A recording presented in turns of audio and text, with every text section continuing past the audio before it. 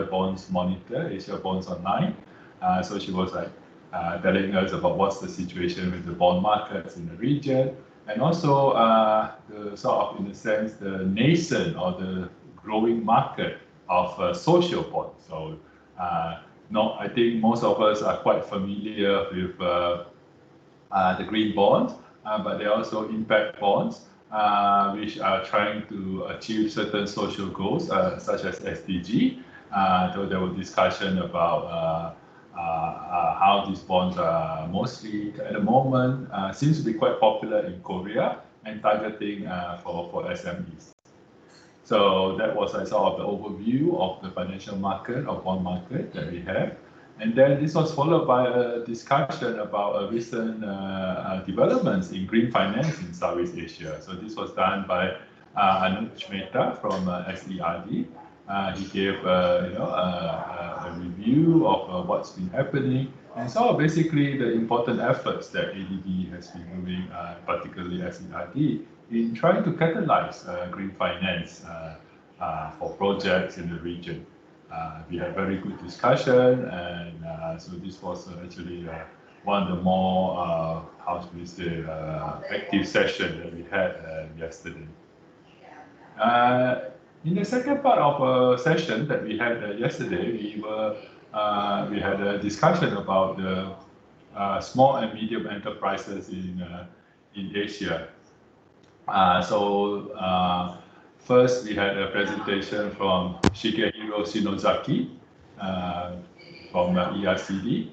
He actually did a survey. It's actually one of the first surveys. When the COVID struck, everyone was so worried. What's going to happen to the SME in the region? So I think ERCD, to their credit, were able to roll out very quickly a survey to try to gauge the impact, what's happening. How many had to close down, how many are reopening, to ascertain how much revenue they've been losing, they have lost because of the lockdown and so on. So this was also a very interesting presentation that we had about what's the impact. And then we had a more focused impact of the COVID-19. Another country that carried out a survey. So this was done by basically our colleagues in the Vietnam Resident Mission. They did a survey on the impact of COVID-19 on the SMEs in Vietnam. Of course, Vietnam is one of the more successful countries. While how should we say, COVID is very, very much well contained in Vietnam. They don't have, they don't have much of a lockdown. And we know that our colleagues in VRM are back in the office. They're full back in office, so they are ahead of us. But the impact there was focusing more on what's happening to the SME, because even while COVID has not affected so much through the lockdowns, it has impacted through the slowdown in tourism and also business travel. So that was also very interesting. And then for the last session of yesterday, we were looking at the impact of labor market. What's the impact of COVID-19 on the labor market, and try to sort of get a sense of the measure. First, we have a presentation from our colleague in SERD on the impact of COVID-19 on labor markets in Southeast Asia. It was a very nice study, and we were using a lot of the survey data, trying to estimate what's happening, what's the impact of the COVID-19 on employment and on wages. And then we have another colleague from working in Indonesia, Sani, Muhammad Sani. He talked about what has been the government been doing to try to, what's on the policy response to deal with the impact of the COVID on the labor market there. So as we all know, Indonesia so they were they had a very subsidy scheme, but more recently the government was how should we say, passed a big omnibus bill to try to remove some of the barriers to how should we say, to hiring and firing of workers in Indonesia. So that reform, while welcome, has been quite controversial, especially coming in right in the middle of the pandemic. So there was a very interesting discussion. So that was our how should we say? That's what we did in the first day. And then for some of you, I think, join us in the morning.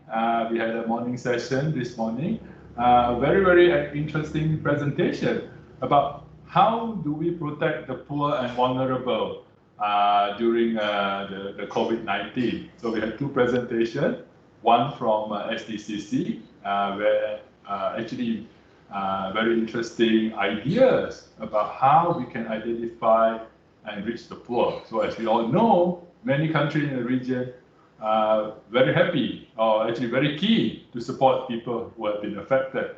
The trick is, how do we find them, and how do we identify them, and how do we get the money to them? So we hear some very nice ideas about how what is the use of some of the technology, how to use some of the existing databases, and also using some new technology can find them.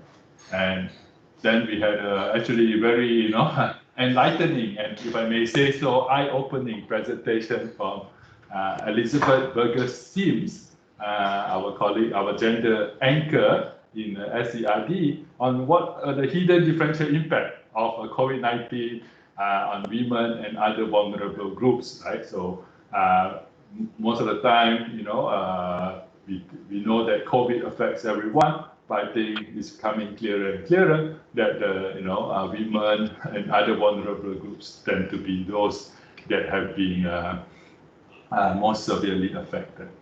So that was a sort of like a brief review, sort of like for those who have missed. You have missed a lot, but don't worry, we are working to put everything, all the presentation slides, and also the recording of the presentation up on the website. So for those who feel that, oh, it's too bad, I missed that, it's okay, you can catch up. We will put up the materials and we'll send it out. We'll inform you of the links where you can find them, and so that we don't have to worry about anyone.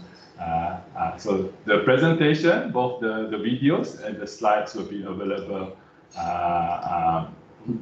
after this event. We'll put that up. So let us now move to, it's already 1:39, so 1 minute to the start. Let me check if Ye has arrived. She has arrived. Oh, I'm so glad. So, good afternoon. Yeah, because I was worried that I actually have to make the presentation myself. So yes, yeah, thank you very much for coming. So before we start today, we are going to invite you to answer a poll. So we're going to put up the poll in the chat box, so that it's sort of to get you thinking about the two presentations that we're going to hear later. So you go and see the chat box, you will see there's a link that's been posted there. Just click on the link, and then you will get a series of two questions. You will get two questions. Please answer those questions, and we'll share the results with you after the presentation. So for this afternoon session, we have we'll be focusing on how to control the pandemic, right? So what is the government response? So our Yeshu, our first presenter, will be basically talking about what is the government, what is the health policy response from the government to the COVID-19. And then our second presenter, David Breitzer, from ERCD, will be like sort of saying that let's analyze, right? Let's look at the cost and benefit of these different measures and see which has been the most cost effective. So okay, so we have the poll. It's 1:40.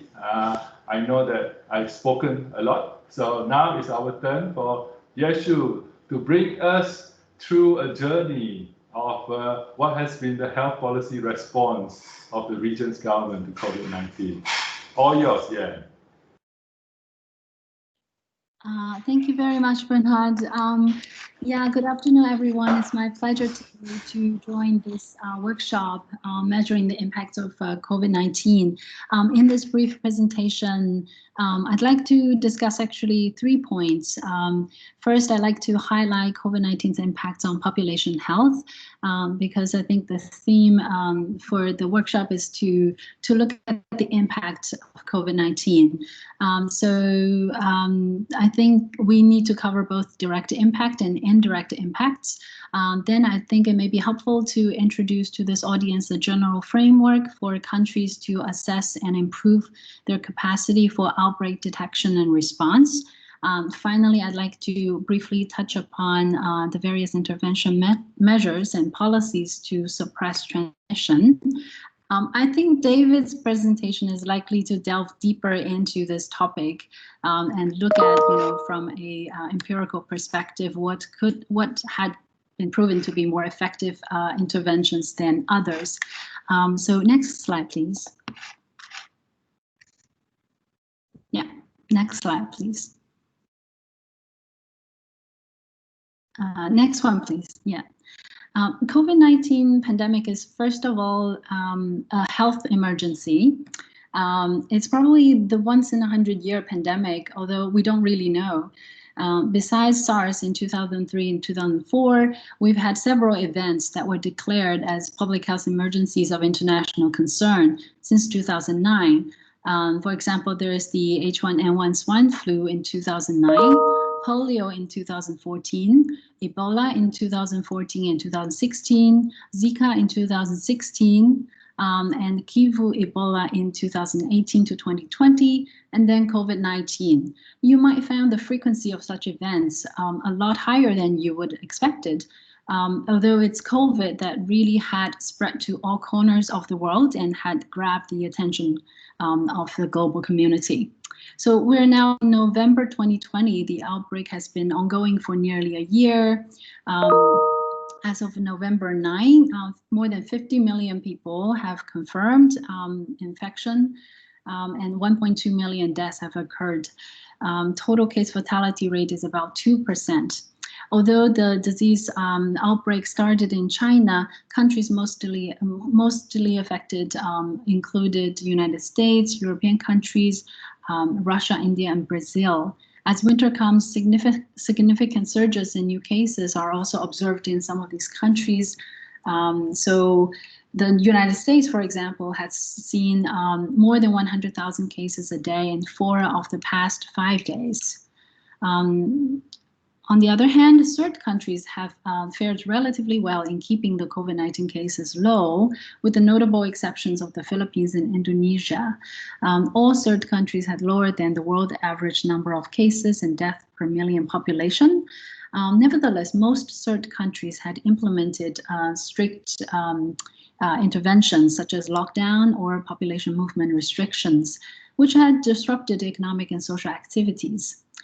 International remain closed, and the SERD countries remain vulnerable to new outbreaks.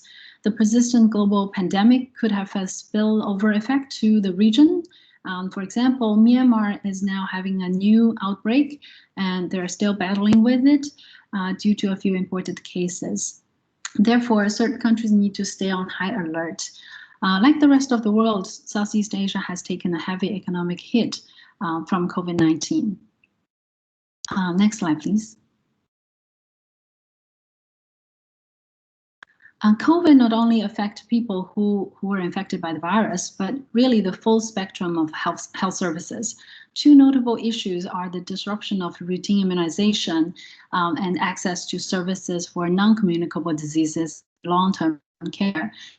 So, for example, preliminary data from the first 4 months of 2020 points to a substantial drop in the number of children completing 3 doses of the DTP3 vaccine.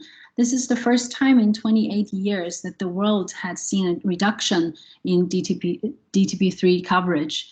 This is a marker for immunization coverage within and across countries. Due to the COVID-19 pandemic, at least 30 measles vaccination campaigns were at risk of being canceled, which could result in a further outbreak in 2020 and beyond. 3/4 of 82 countries that responded to a pulse survey conducted by WHO, UNICEF, and Gavi reported COVID-19 related disruptions in their immunization program as of May 2020. There's also mounting backlog of delayed access to long-term care and other non-emergency hospital care, resulting in poor management of long-term conditions and worse health outcomes. Next one, please. So this is some service utilization statistics from the Lao PDR. Compared with 2018 and 2019 in the same months, as you can see, the 2020 utilization of outpatient and inpatient services both had declined. There's also evidence of decreasing immunization rates for key vaccines, which is in the next slide. Next slide, please. Yeah.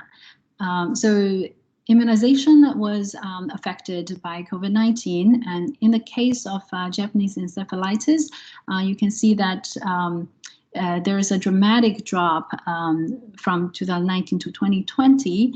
This is mainly due to a stock out of vaccines related to the disruption in procurement and transportation. Next slide, please. For Ncd Services, a WHO survey in June 2020 confirmed that partial or complete disruptions to services are quite severe and not limited to specific countries. For example, more than half, or 53% of the countries surveyed, had partially or completely disrupted services for hypertension treatment. 39% for diabetes treatment and diabetes-related complication care, 42% for cancer treatment, 31% for cardiovascular emergencies, and 63% for rehabilitation services. In the majority of the countries responding to the survey, Ministry of Health staff working in the areas of NCDs were partially or fully reassigned to support COVID-19. And this is also related to a decrease of public transport available to the public and people fearing of getting infected in health facilities. Next one, please. This probably have been discussed in previous sessions, but COVID-19 has replicated or exacerbated the health inequality that we observed in all other aspects of health services. So there are some intrinsic differences in the populations for the risk of getting infection.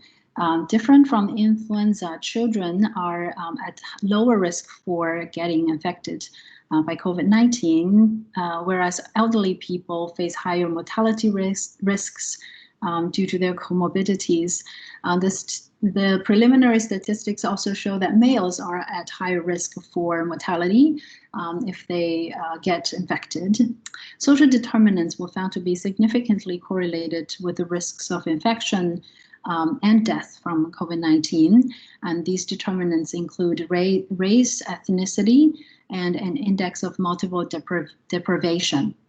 So certain populations are extremely vulnerable, such as healthcare and social service related occupations, because they are putting themselves in a high risk environment to serve the others.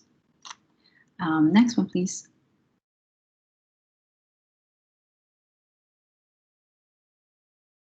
So the impact of COVID-19 is really unprecedented. And the question is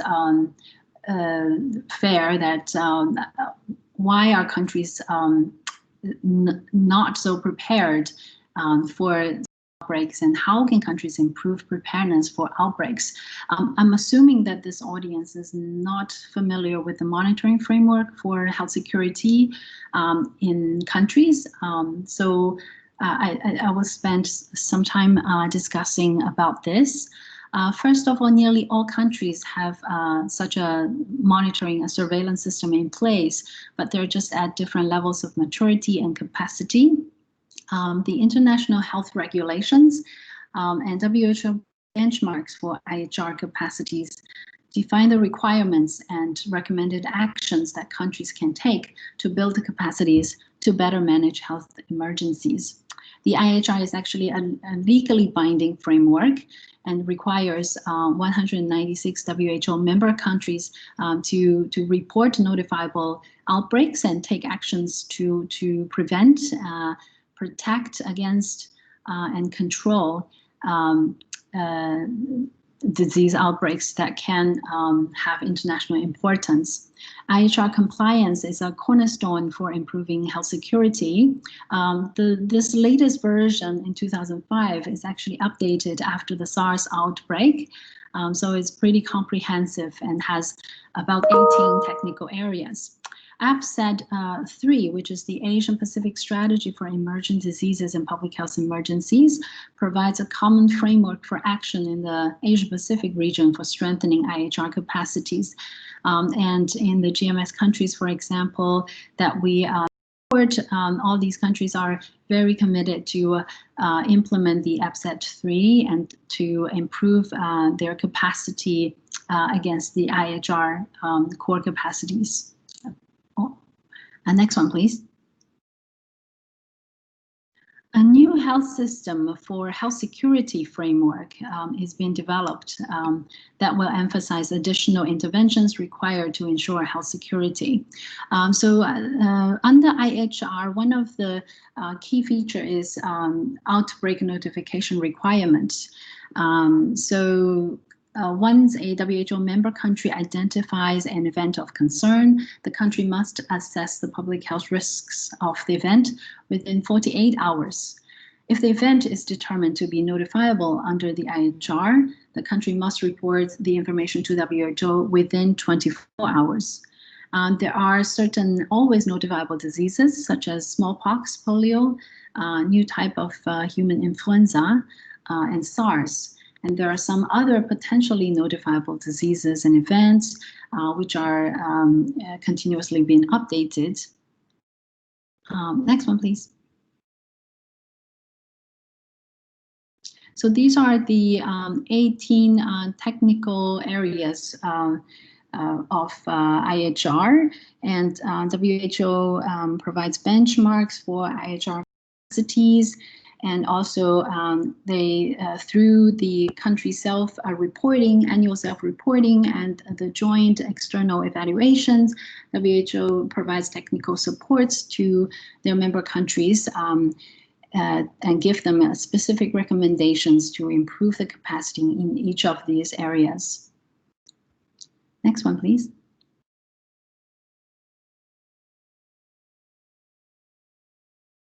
Next one, please.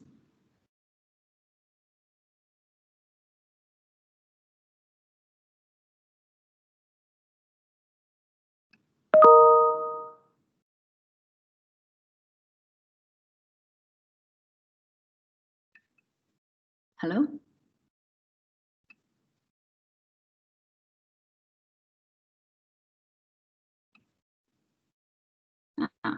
I think we have skipped a few slides. Let me see.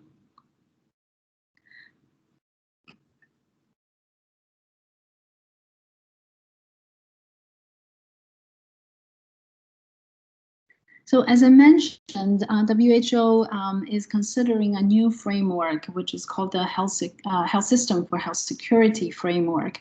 That is likely to be an upgrade of the IHR system.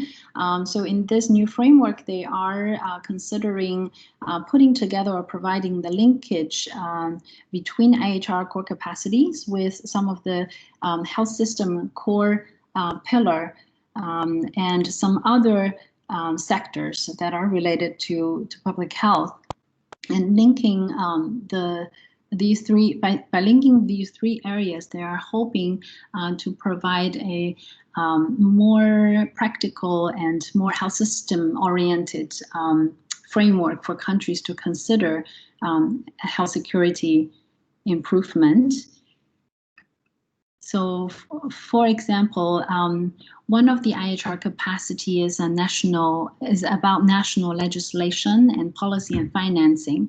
Obviously, this is related to the leadership and governance and health system financing pillars under the health system framework of WHO, and also other sectors such as the governance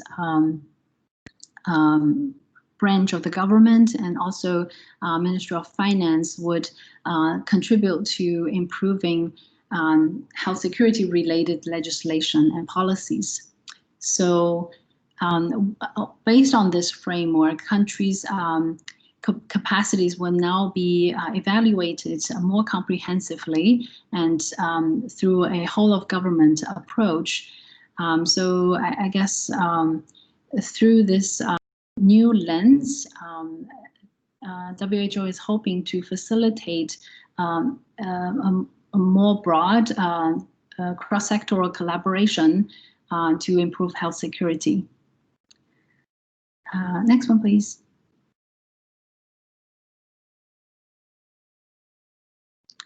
So similar to the current IHR model, each of these new capacity areas will be evaluated into 5 gradual levels. So from no capacity to limited capacity to developed capacity, demonstrated and sustainable capacity. Next one, please.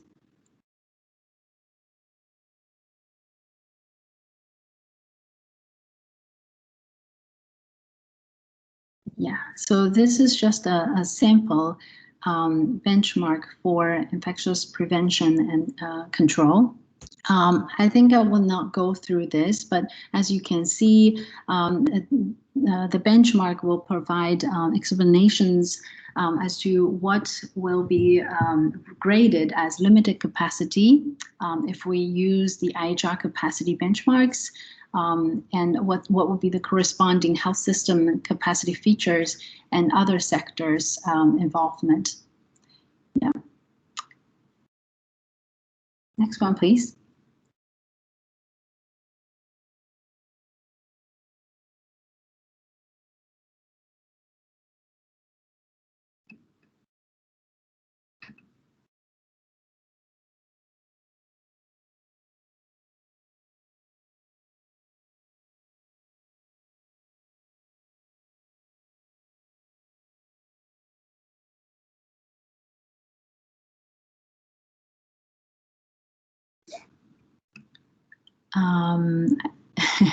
Yes, I guess the internet is not very smooth here. I think countries will continue to use the WHO framework, maybe an upgraded version, as I mentioned, to continue monitor their surveillance and response capacities to disease outbreaks. But it's as the COVID-19 has shown, it's very difficult for countries, even with the highest rating of health security capacity, to identify and respond to a novel disease in the first place. So I'd like to give a case to illustrate why this is quite challenging. So this is a case of a MERS patient who had presented to the hospital emergency department. He's having symptoms of diarrhea, coughing, shortness of breath, and kidney failure. So of course the health staff had given him the treatment for kidney failure, which is appearing to be the most severe symptom that he's having. So this person was put on hemodialysis in a medical ward, and his condition didn't improve. After a few days, he was transferred to ICU. And then in the ICU, it was then the medical staff had suspected that he might have infected MERS and had done a test. And after that, he was referred to another referral hospital for MERS, where he died after 22 days.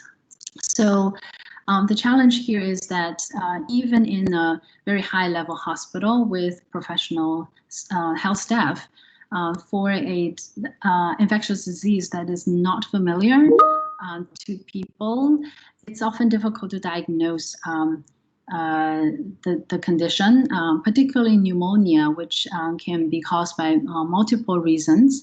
But it's also difficult to identify its main cause in patients suffering, more severe conditions like renal and cardiac failure.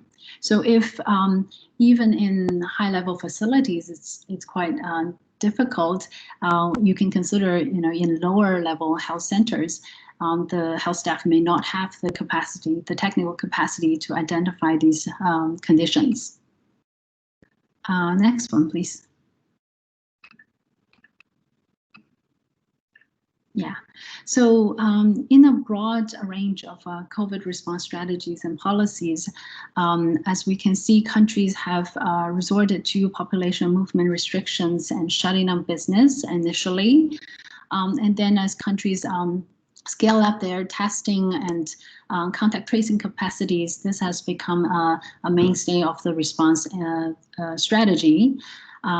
There are continuous efforts to develop therapeutic drugs and potentially other type of treatment, but those obviously are more expensive and their benefits are actually non-conclusive. So now the global community is really looking forward to the successful development of a vaccine that can bring immunity to majority of the population. So ADB is also closely watching the developments in this area and can potentially provide support to our member countries. Next one, please.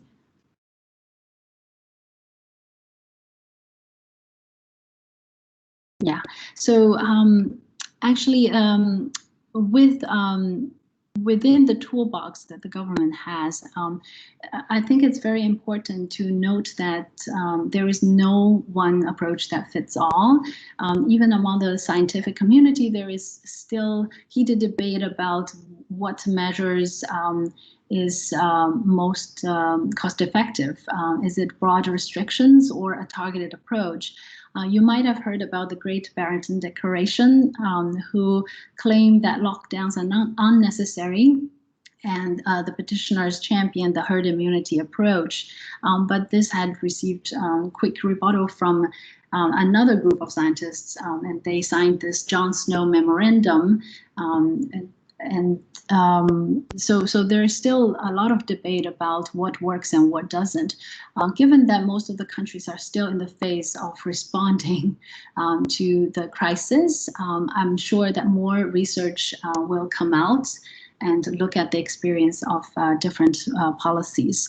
I know that China and some other countries had religiously enforced strict lockdown and then strict testing and contact tracing measures to successfully contain the outbreak.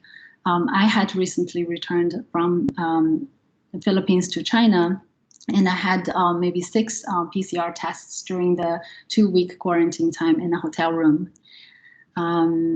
So in addition to that, whatever policies that the government may have, the effective implementation and cooperation of citizens is really important.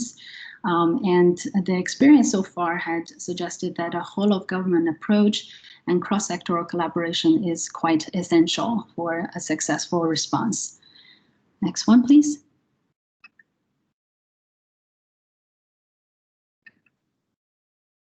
Very quickly about from the service level, there's also some changes in response to the new realities brought about by COVID-19. So there is this new normal medical service model piloted in Thailand, which uses a traffic light system similar to our ADB system. So patients that do not need to visit the healthcare facility are supported by remote consultation, and drugs are delivered to them, often by village volunteers. And then there is arrangement for patients that need to visit the healthcare facilities, but the patient pathway will be considered in advance, and the precautionary measures will be implemented. When the more intensive care is required, services have been made safer for patients, and this would involve sometimes the upgrading of facilities to improve the ventilation, for example. Next one, please.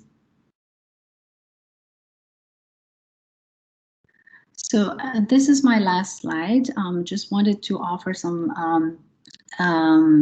thoughts about the pandemic. So all previous pandemics, it can be the 1980 flu pandemic when no antibiotics and no vaccines are available, or SARS or Ebola, which are really, really scary diseases. They were eventually under control. So this offers a silver lining. I think all of these pandemic will pass, but the experience will help us prepare for future major outbreaks. And COVID-19 provided a convincing case for greater investment in the global health security architecture and universal health coverage, because the most cost-effective approach to handle this type of crisis is always prevention.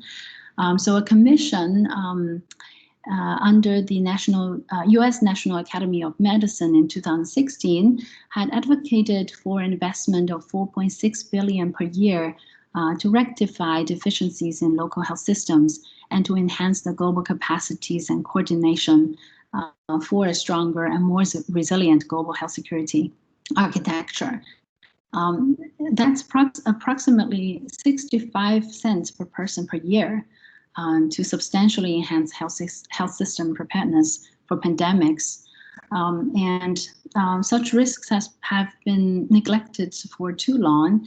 And if we can invest only 65 cents per person per year to avoid such disasters, I think it's very well deserved. Finally, I think the pandemic also prompts us to think about paradigm shifts in development, right? There were preliminary studies or assumptions that this is the emergence of these new viruses are really related to our relationship with the environment.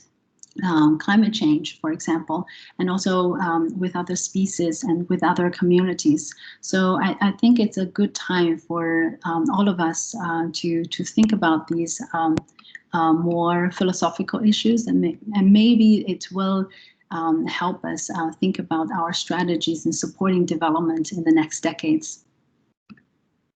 Yeah. So I'll stop there. Thank you very much. Thank you, very much for a very comprehensive presentation. I think this is very useful. Next up, we have David Breitzer from the Economics Research Department.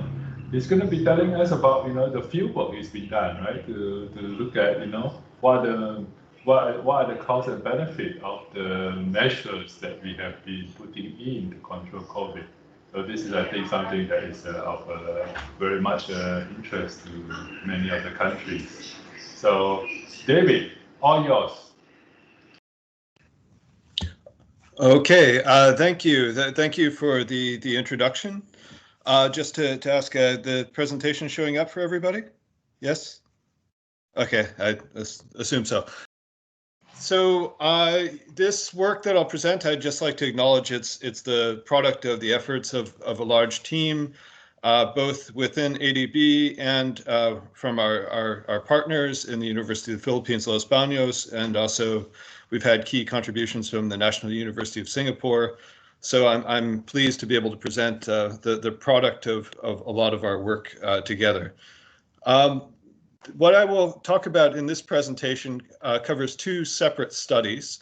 It's not going to go very much into detail about them due to the limited time that we have. One study is on the Philippines. It's a national level analysis from a regional model. The other is focused on Jakarta within Indonesia. The overall approach and questions that we focus on are very similar, so I will only describe the methodology with reference to the Philippines study. I'll share just a taste of the results for Jakarta. Both of these studies are studies that are intended to look in an economic framework at the question of how to best control COVID-19. To underpin this framework and the approach that we have, we try to use a more advanced epidemiological model than has been previously applied in either of these countries to really understand how it measures condition transmission of the virus from person to person and further medical outcomes. And I'll explain more about that in a moment. Then we take the results of the epidemiological model and we put it in this cost-benefit framework to really think in terms of an array of streams of costs and benefits, and of course, the benefits of saving lives. What measures are really worth the cost involved? And we also have a small exercise to look at indirect health effects of one of the sets of measures. So as I mentioned in the previous slide, I'll start with the Philippines, where I will explain some aspects of the methodology, but it won't be a great level of detail because we had so many steps. What we have used for both of the studies is an age-structured epidemiological model. Now, what does this mean? That an age-structured model, it basically separates out the contact rates between individuals in different age groups in different settings and uses that to model who gets infected to what degree, and then conditions the treatment needs and the severity of medical outcomes based on who is getting infected in terms of their age. And why is this really important? We know that COVID-19 affects different age groups very differently. We know that a majority of the mortality that we've observed is among the older population. And we know that children are at relatively low risk themselves from COVID-19. So an age-structured model helps us really to understand who is getting infected and what are those implications. It also allows us, because we can break down these contact rates into different settings, we can understand what restrictions in different kinds of settings mean in terms of transmission. And we, in our contact matrices, which represent the frequency of potential transmission events on a daily basis between individuals, they're broken down into these different settings. So we have contact matrices that represent interactions in schools, in homes, in other locations, and workplaces. So we know that a measure such as school closure only affects the school interactions primarily. It has some small effects on the other settings, but primarily it's through school contacts. We know workplace closures can affect workplace contacts. And what we've done in our model is to try and reflect these kinds of changes to those contact rates. And when we've developed our model, we've tried to also do something that this is a new step compared to the presentation that I think many of you could have heard before in earlier versions. What we've done now is we've done our own contact matrices to represent these interactions between individuals in different age groups and different settings. And with these contact matrices, what we've done is we've really tried to consider the nature of occupations within the Philippines in different locations, how the nature of how many people are in different occupations changes what those contact rates would be between different age groups, what the nature of schools would be in different parts of the Philippines in terms of classroom sizes, enrollment rates, et cetera, and how classroom sizes and densities condition how many potential transmission events occur between individuals and schools. And we've taken we've better reflected how households are structured, how many individuals in different age groups are typically within households, how many households are single person households versus having multiple individuals. We know that there'd be relatively few single person households in the Philippines compared to other places where we have contact matrices. And so we've better tried to represent the rural-urban nature of the Philippines and regions within the Philippines so that we really have a much better sense of how contacts are occurring than has been characterized previously. So we have our own original contact matrices, and we've used those, our own original contact matrices now, and we've built this model that represents individual regions and the differences in those regions also in terms of transmission. We've made this model so that it also represents differences in severity and treatment needs, and even susceptibility and proportion who would be subclinical for different age groups. And we've taken this model so that it replicates, we've made it so that it replicates what we see in terms of who gets hospitalized among different age groups, what the structure is in terms of the ages of people passing away when they do die from the disease. So we believe we've built a relatively robust model. What we've done then is now we've put together scenarios that try to compare different COVID-19 control options. We run them through the model, and then we apply this cost-benefit framework as I'll explain in a moment. And we try to look at this indirect pathway from education. So the scenarios that we put together to try and compare these options, it may look complicated. There are 13 scenarios, but there are really 3 scenario groups, and this addresses a smaller number of questions.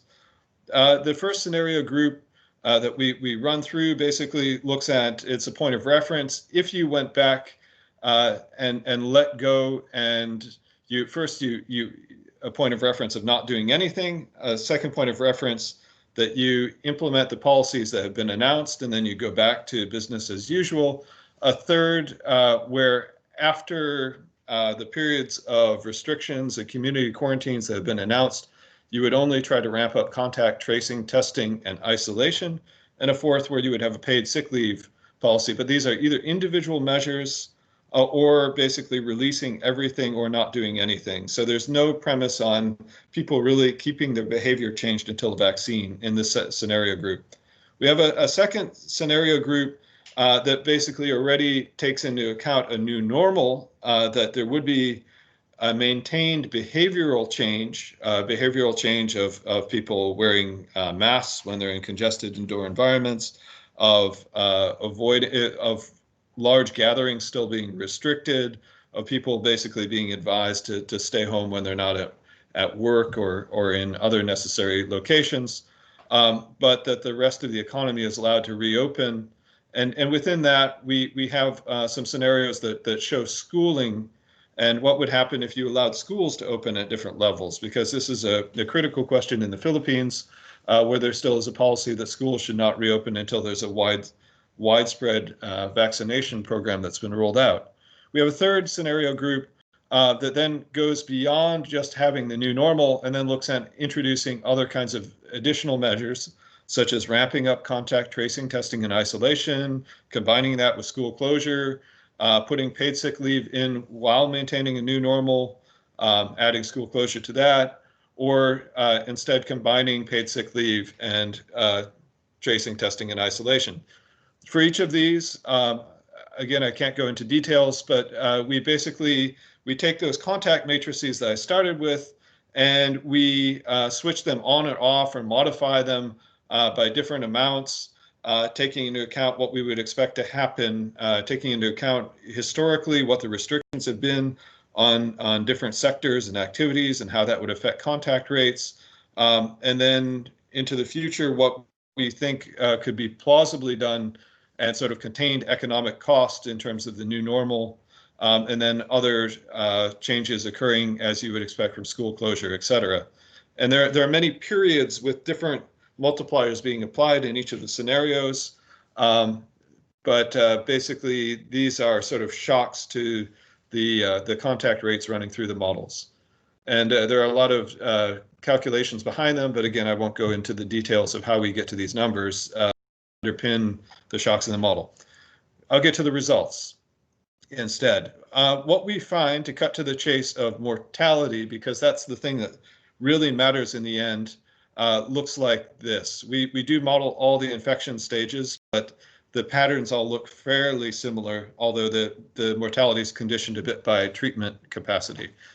What we find is, in terms of mortality, you'd have very substantial mortality, 300,000 deaths if you didn't do anything.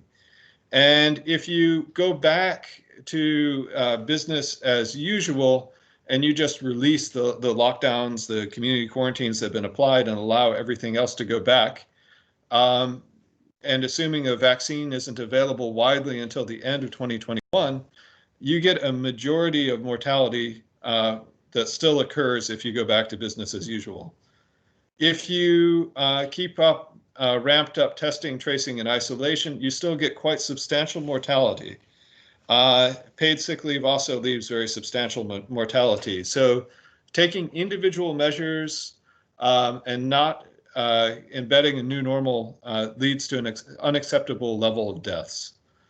That's the left pane. The middle pane is once you keep a new normal in place. Now, this is a new normal where businesses are allowed to reopen. There are no real restrictions on different kinds of business activities. But basically, you try to reduce any unnecessary contact kinds of events, such as from large group gatherings, and you take transmission-reducing measures, such as masks.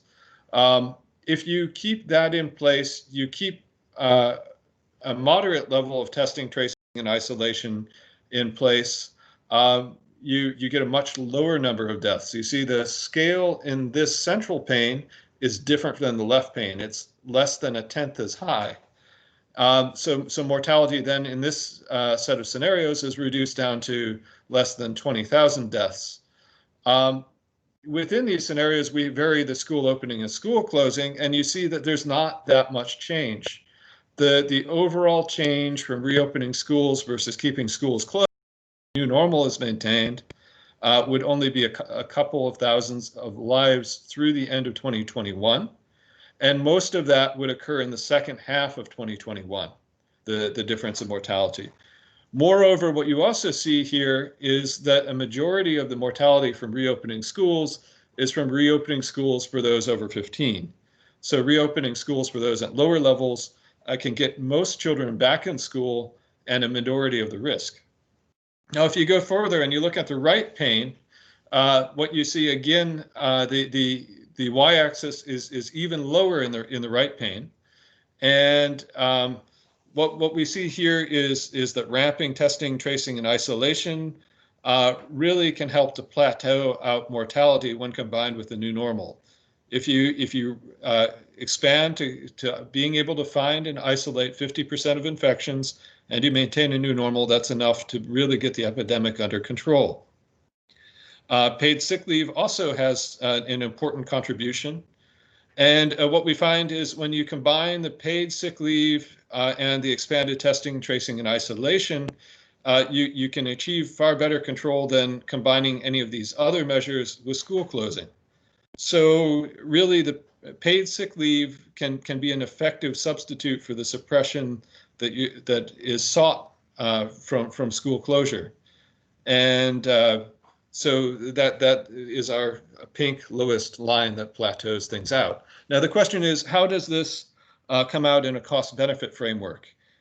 We apply a cost-benefit framework thinking in terms of what are the economic costs of restrictions, what are the costs of keeping schools closed, what are preventative costs in terms of the different scenarios, what are the medical treatment costs, preventive health costs, and then also what are the economic costs of paid sick leave. We compare that obviously with valuation of mortality reduction and morbidity reduction in a DALY framework and years of life lost framework. I won't go into the details. We also value what would be the reduction in the treatment costs if you have fewer COVID-19 cases. And we're comparing everything against the point of reference of the adopted scenarios where we are now, the costs that have already been borne, they're sunk. Moving forward, what would be the cost versus benefits?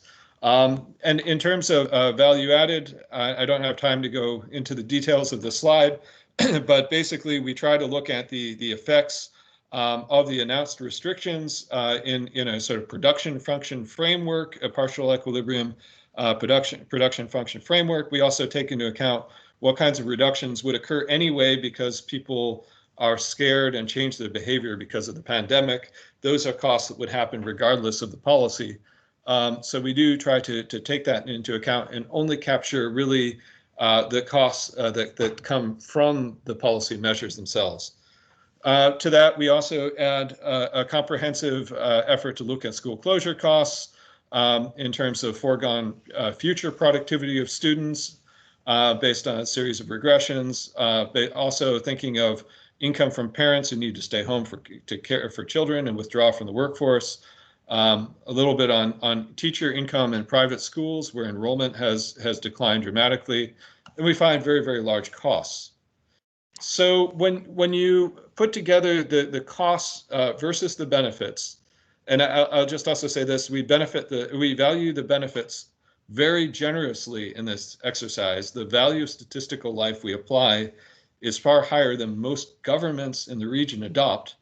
What we find is that increasing testing, tracing, and isolation has greater costs than benefits. Implementing paid sick leave has greater benefits than costs. Paid sick leave has greater benefits than costs. Keeping the new normal, it's the same. Combining these measures with the new normal, they all have greater benefits than costs. Combining paid sick leave and expanded testing and tracing and isolation also have, that combination has greater benefits than costs, even though you have declining marginal returns. But all in all the scenarios we considered, keeping schools closed from face-to-face learning, that has those scenarios, adding in school closure has greater costs than benefits in every scenario we consider, and sometimes orders and orders of magnitude greater costs than benefits. The other thing we do as a small supplemental exercise, I'm running out of time, so I'm trying to go very quickly, is we do try to look at the indirect health effects of school closure. And we find that basically the increased mortality in the long run from school closure can be 10 to 100 times greater than the mortality reduction achieved via COVID-19. So it's very important to think about effects on overall health from COVID-19 control measures and not just think of COVID-19 in a vacuum. We've run through a similar set of scenarios for Jakarta, Indonesia. The configuration is slightly different. There was interest in the question of length of lockdown. So we have some scenarios around length of lockdown.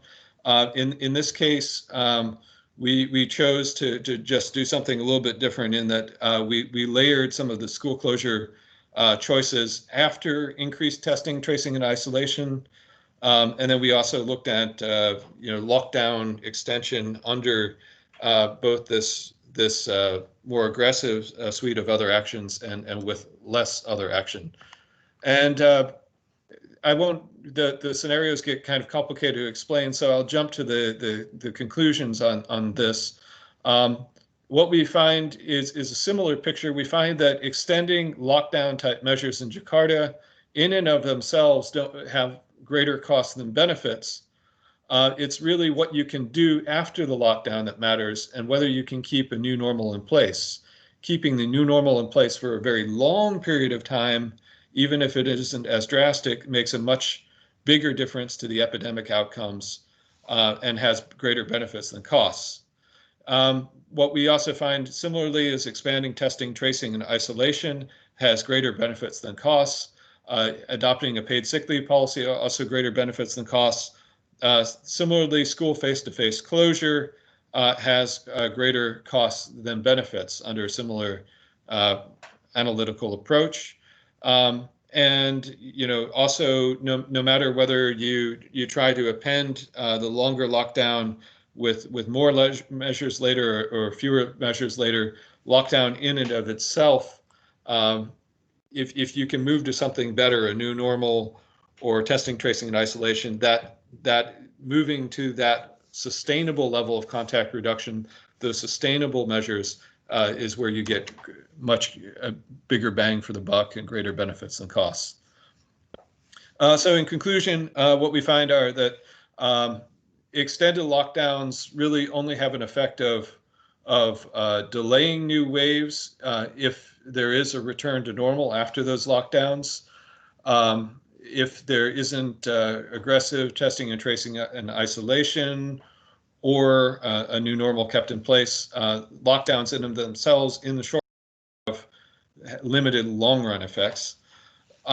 We find that school closures have higher costs than benefits when one considers all the effects that school closures have, especially school closures at lower levels. And that we also find school closure has substantial adverse indirect health effects that merit consideration if you look at from an overall health perspective rather than just COVID-19. The most important measures that we find, the cost-effective measures, are really ensuring that new normal can be put in place and can be sustained until a vaccine is widely available. The second is really ramping up contact tracing, testing, and isolation to be able to identify more infections quickly and get them out of the infectious pool without restricting overall activity, but restricting those who are infectious. And the third would be in terms of incentives for self-isolation of the infectious. Again, this is a way to target the measure to those who are likely to infect others rather than have general measures that affect many who have no infection risk. And we've also found in some parallel work that we've done empirically, being able to ramp up testing, tracing, and isolation effectively to be able to reduce transmission depends on having incentives like paid sick leave so that people comply with the tracing, testing, and isolation system. So thank you for your attention. I apologize for going a couple minutes over. Thank you.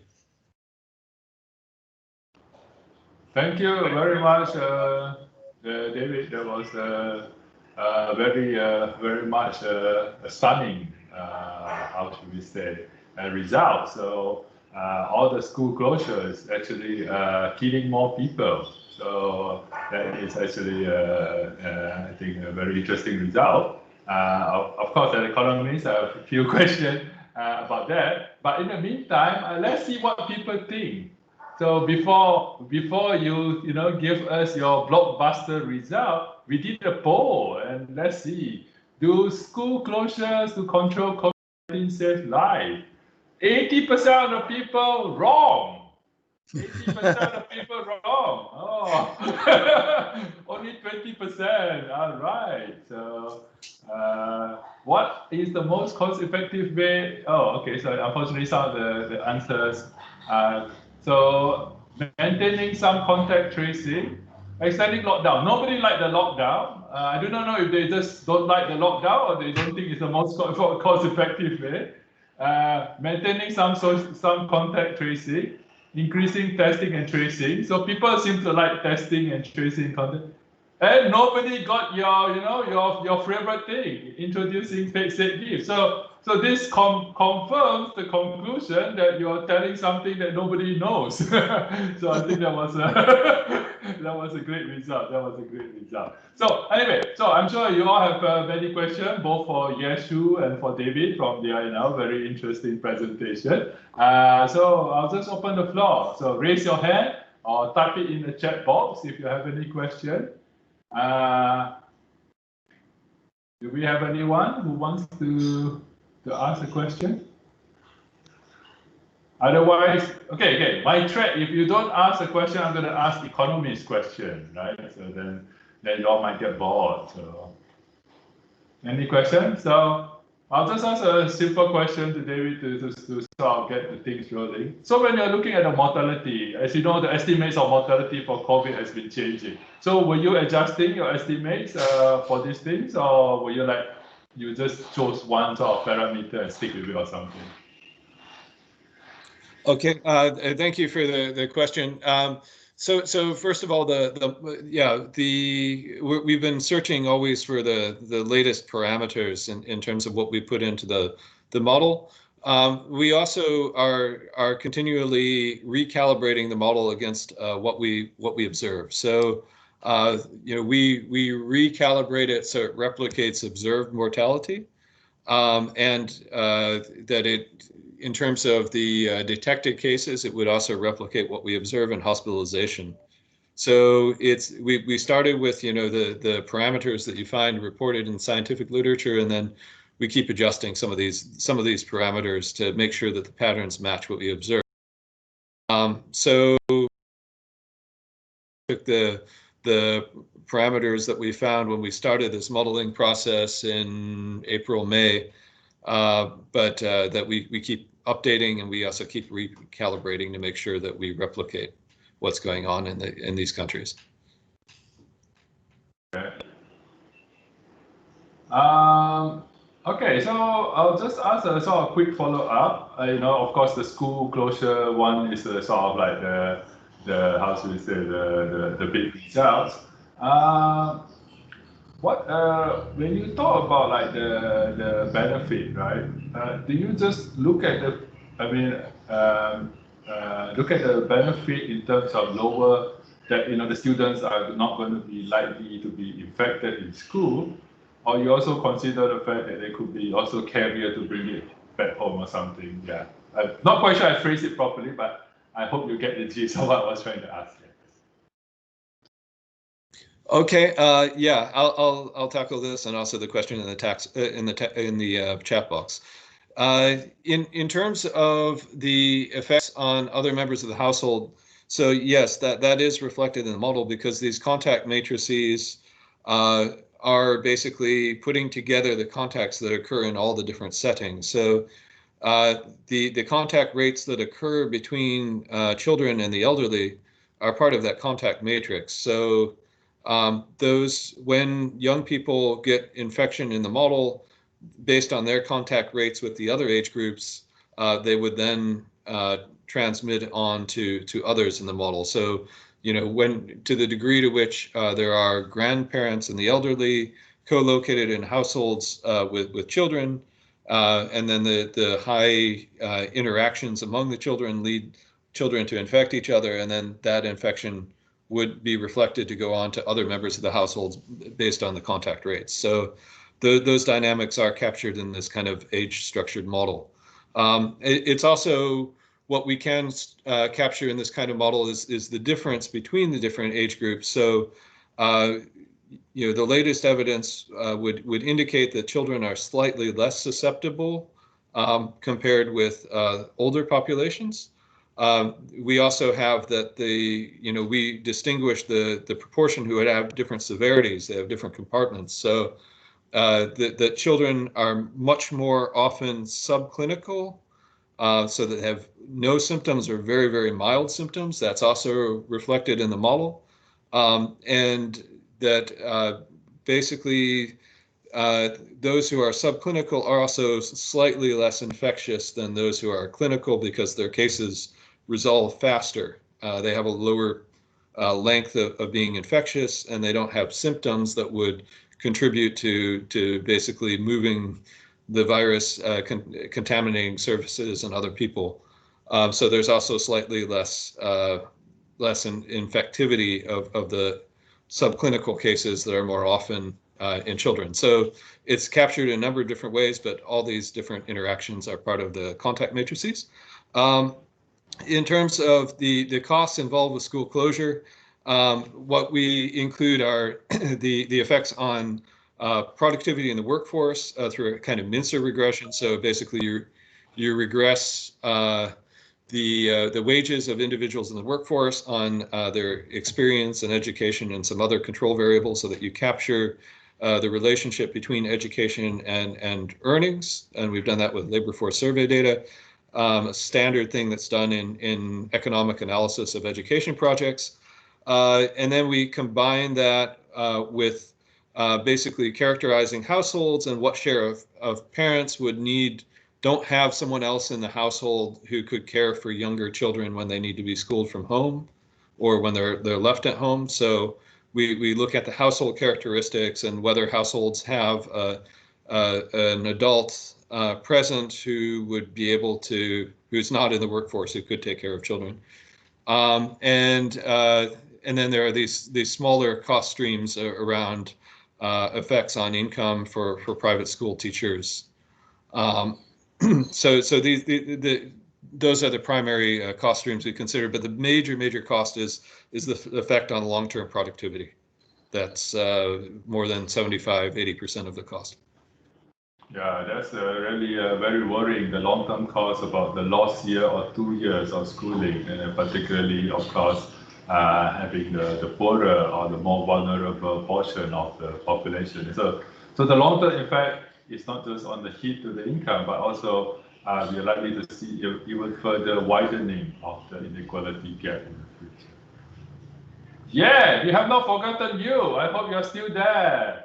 Dulce is very excited to know, because you raised the issue that,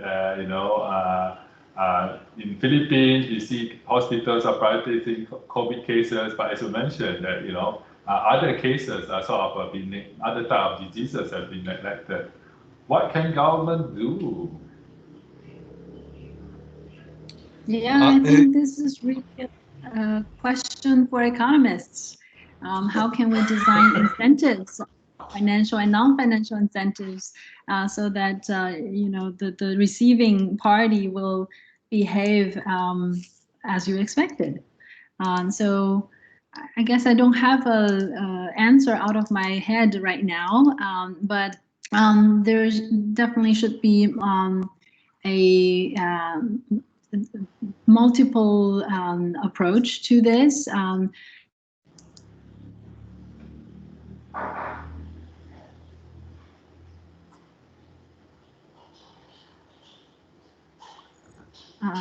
Sorry, we lost you there for a moment. Yeah. Sorry, my internet. So, for example, if hospitals are prioritizing COVID cases, since they're receiving subsidies, can government identify other necessary services that are equally important at this time? As we mentioned, vaccination programs and also emergency care for cardiac patients, or for example, the screening for non-communicable diseases should continue. If government can lay out a few important programs, they can also provide subsidies or other non-financial incentives for hospitals to deliver those essential services. Okay, I see David is quite keen to answer this question as well. Well, no, I think you gave a very good answer. I mean, the only thing I can add is that I do think there needs to be a little bit more focus on what is going on with overall health, rather than only thinking of COVID-19 in a vacuum, because what is being done has an array of different effects, and the overall objective for the population should be what benefits health overall in the long run. And I think within the Philippine government, there's a bit more attention coming to these matters from outside of the Department of Health, actually. But I do think it is important for the government really to make overall health the objective. Okay, thank you very much. We have 1 more minute. So I'm going to take this opportunity to ask, the number 1 question everybody have in their mind. When are we going to get the vaccine? Oh, only if I know. I think that the expected approval time is probably end of this year and early 2021. And the first vaccines are likely to be approved on emergency use condition, which means that they will have a limited range or scope of use and a limited time before they get full approval. So yeah, fingers crossed. Okay, thank you very much. I think that takes us to the end of the first session of the afternoon. Thank you so much, both to Ye and David, for their great presentation. Very, very illuminating. I learned so much today that you didn't know. Thank you so much to all the audience who participated. And I hope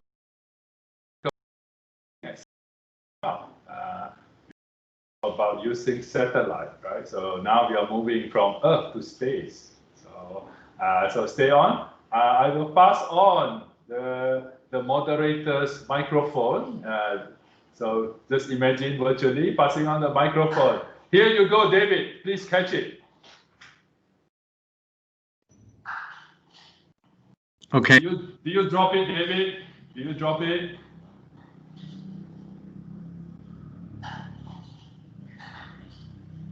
Are you there, David? Can you hear me? Yes. So okay. So the microphone has been picked up. Okay. Go ahead, David. Great. You're in charge now. I'm just gonna fade away into the background. Okay, don't fade away too much. I hope you stay on. Yeah, good afternoon, everyone. Welcome to the final session. As Bernard mentioned, this is focusing on the big data and also remote sensing, Earth observation. We have two presentations.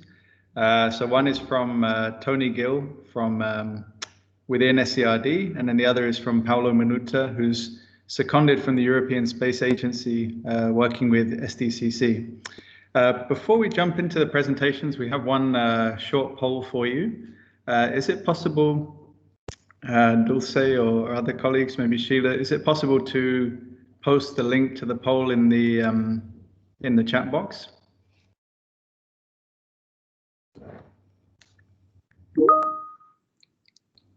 David, please check the chat box now. Oh, is it there? Yeah. Okay. Well, hopefully everyone will be able to see the link there. So please do click on the link and answer. There are three, I think, short and fairly simple questions just to get a sense of everyone's views about about big data. So I'm seeing so many faces. The two presenters, are you both online and ready to present? I'm here, David. Okay, both there. So I think perhaps in order, going from global and then into the more local, perhaps we could begin with Paolo. Paolo, are you able to share your screen and put the presentation up? I'm doing that right now. Can you actually see, David? Yeah, I think it will all come up in a minute. If Okay.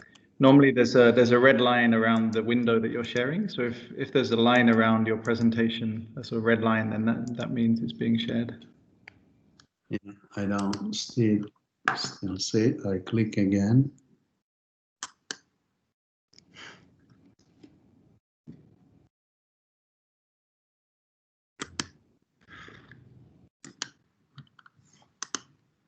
For some reasons it doesn't see.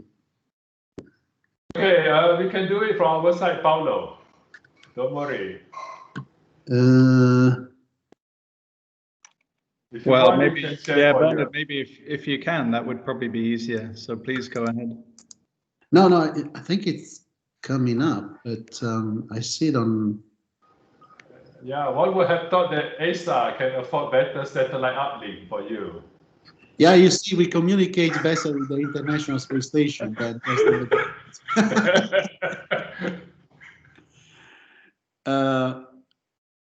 Come on, I mean, what happened to Space One? What happened to Space One? I was so excited when I saw the documentary.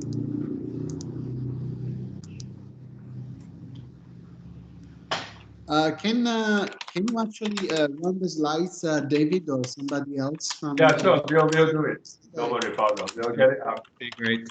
Yeah. In the meantime, the link to the poll is there. So for colleagues, if you haven't yet clicked on it, please do click on the link, and there are just three very short questions for you to answer.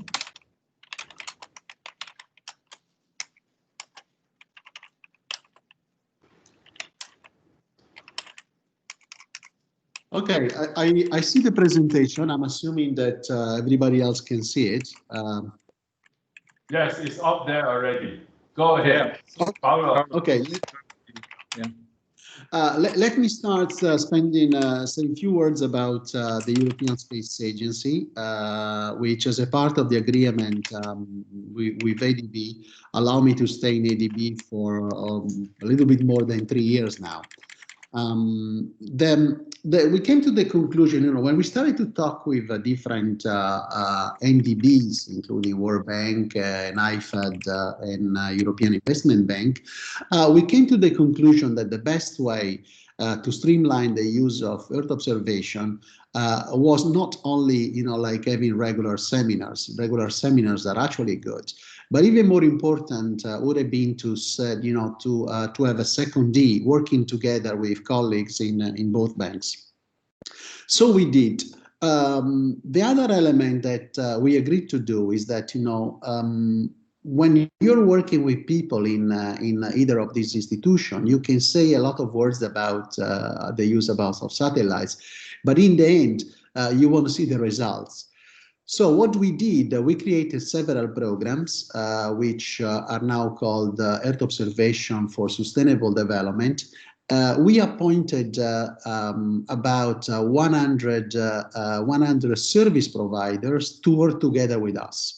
So what is the net result of this? That you not only see, hopefully you enjoy, you know, the 2 secondies, one in World Bank and ADBs to work with you, but you're also able to see concrete results, usually supporting projects in the different parts, in the different time of the time cycle. Next slide, please. Before, you know, like I'll go into the background, I would like to say that my presentation of today is not a full compendium of whatever, of all the things that you can do with Earth observation and with, or all the things that we are already doing with ADB and World Bank. So we are focusing on monitoring some of the effects of COVID-19.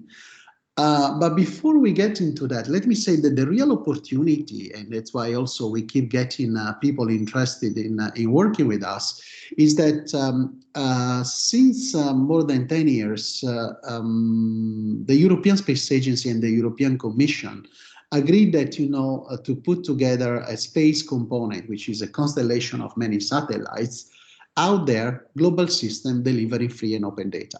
Free and open data is, of course, an opportunity, but as you know, free and open data doesn't mean necessarily that you get the information. So that's why when we want to really make value, obtain value from raw data, which are available, we need to also decide what kind of processing tools we can use to produce information.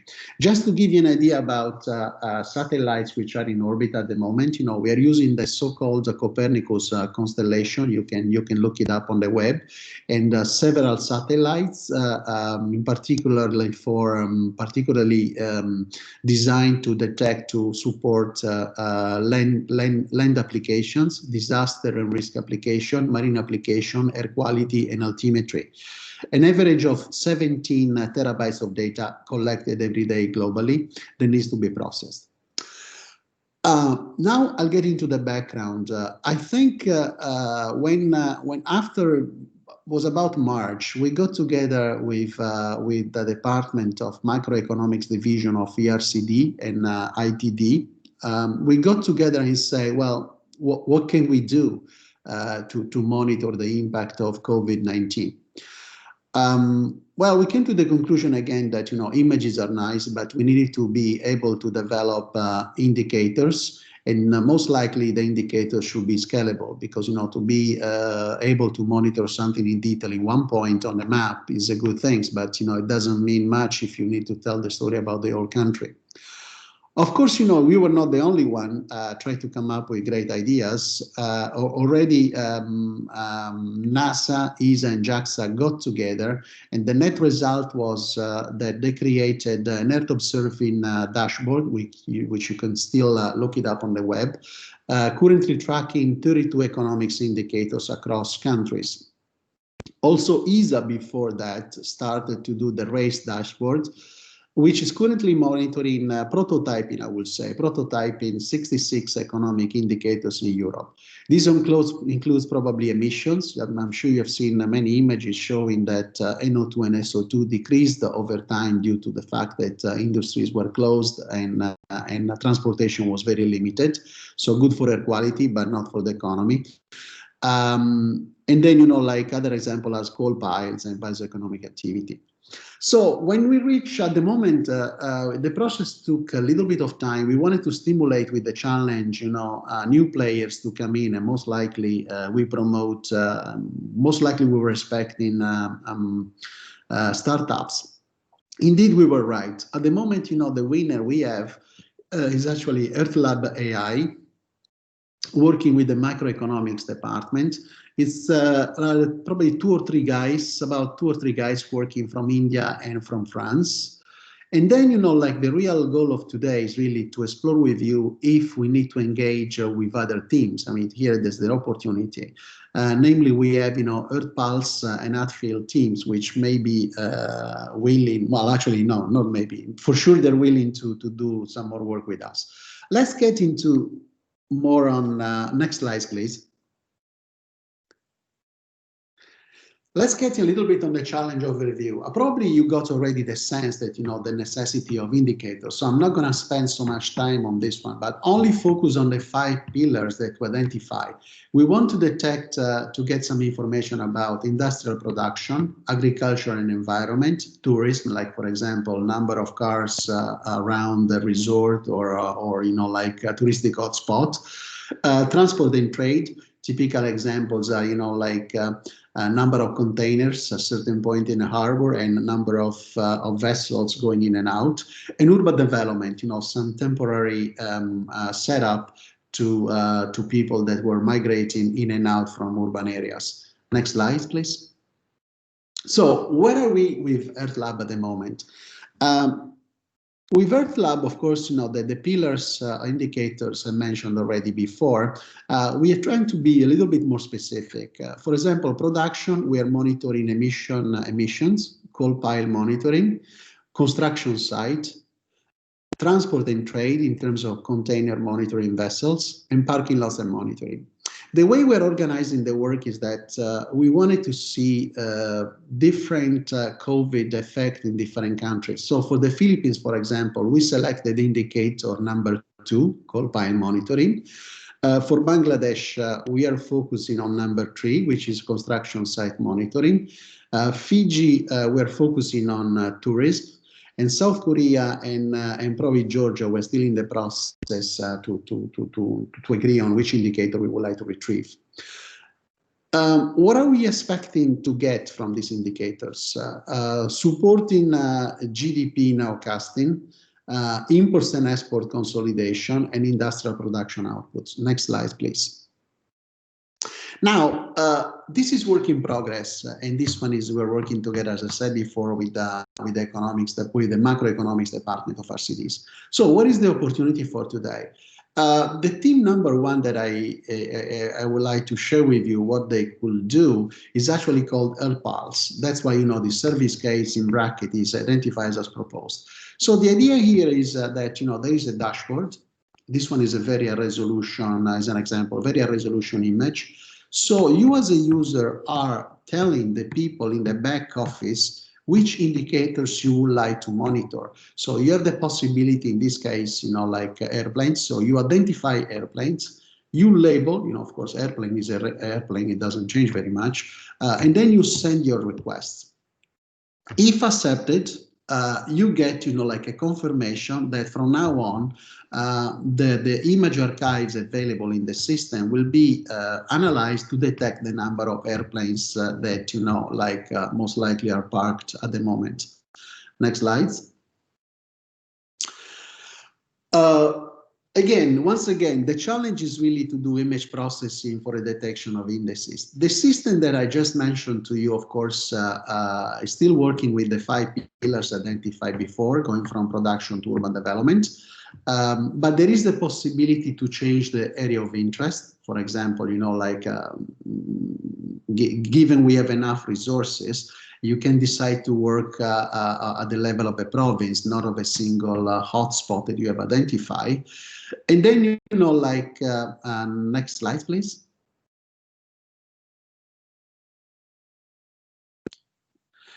And then you will be able to see, first of all, to have a sort of an automated pooling of new images. Imagine that, that if this stuff works well, you don't have to worry about, satellites are in orbit, they're not always there looking at the area of interest. So you don't have to worry about which satellites are actually passing at the moment, because this one will be an automated process. The images will be pooled, and the users, in this case us, will be notified of the latest analytics, where again, analytics in this case could be the number of airplanes in an airport over time. The ambition is to have an easy-to-use system, which doesn't require GIS capabilities from the user. But again, the central point of this processing is really to use artificial intelligence analytics, and we'll discuss about that later. Because again, you have a massive amount of images to be processed, and you need to use sort of a technology that is really automated and faster. Next slide, please. The second opportunity could be given, and I've been in discussion with David on this, by Hatfield. It's a Canadian company that we have in our group of collaborators, and what they're proposing is really to focus on the agricultural pillar, the one of the 5 that I showed you before. Here at the beginning, we assume that food security during COVID-19 will be an issue in many ways. A practical element, of course, is people were not allowed to move freely in the country. They will probably not be able to attend or to manage the fields properly. Next slide. Next, okay. Here a little bit on a few words about the technology. I told you that we are using several satellites for monitoring land. In this case, we use a satellite which is an active satellite. In other words, reproduce picture, doesn't take picture. Just to give you an example, the fact that you are able to take a picture with your phone is simply because the light generated by the sun is reflected, so you're really able to do the optical image because there is light. Imagine that, you need to take a picture at night. You need to generate the source of light or signal. So what do? We use radar satellites. Radar satellites is actually a satellite in orbit, emitting a pulse and recording back the backscattering. In other words, the physics of the land is telling us that, if you send a radar signal on a wet area, and I do the moment, be very low, darker pixel. Having said that, the opportunity is really related to the amount of water on the surface. The connection which is made with rice is kind of obvious, and is you can see in the graph down below. So if the rice is not like an early stage of growth, most likely, if you're of course dealing with paddy rice, you have a greater amount of water detected by the radar satellite. As the season carries on, the amount of water in the field is actually covered, so you have more vegetation. That's why your backscatter is actually increasing in intensity. So just to summarize in this case, of course, Southeast Asia has variable timing for rice production, which making mapping more complex. But there are ways of calibrating the system. And again, the backscattering is one of them. If we see this sort of a wave, the way you see it in the graph now, you probably can assume that not only you can track the phenology, different growing stage, but also probably several cropping during the season. Final slides. Concluding remarks. Earth observation shows trends in countries with very few data if relevant information can be obtained in near real time. Usually when we're dealing with something with disaster risk, we can get information, process images in 48 hours. AI-based models can generate index faster, but again, a big recommendation, algorithm needs to be trained and results validation. Free and open is an opportunity. Information extraction in large volumes is optimized when you're using a cloud-based platform. Like for example, you can do really all this stuff on your PC, like downloading the data. One example is, for example, the European Data Cube, among others. That concludes my presentation, David. I hope I was able to provide some additional information that you knew already, and later on I'm available for questions. Thanks to all. Yeah, Paolo, thank you so much. It's a very clear and detailed presentation. So the next of our presentations will be from Tony Gill, and he'll be focusing on the use of GIS data within the GMS, both in terms of what's available and then also how that may develop in the future. So we'll hand over to Tony. Just a quick reminder, if you haven't already filled in the poll, there's a link in the chat window. So just click on the link and then you can answer the questions. Yeah, Dulce or Sheila, could you help to put Tony's presentation up on the screen? Would that be okay? Thank you, everyone, and good afternoon. Thank you for inviting me here today to talk to you. I've got something strange at the bottom of my screen. I'm still seeing the window that everybody has. Is that correct? No? There we go. Can see your presentation now. Yeah. No problems. Thank you. So, you've had a lot of discussions today regarding data, and perhaps this discussion is not one about data as much as it is one about an opportunity to present that data. Excuse me. And so what I want to start talking about is a product we already have in place called Mango Maps, and how that might be used further down the track to represent the data that you are going to collect to measure the impact of COVID. Next slide, please. Okay, so we all know the GMS and the work that we do towards the GMS, and that's done by all the divisions of the department.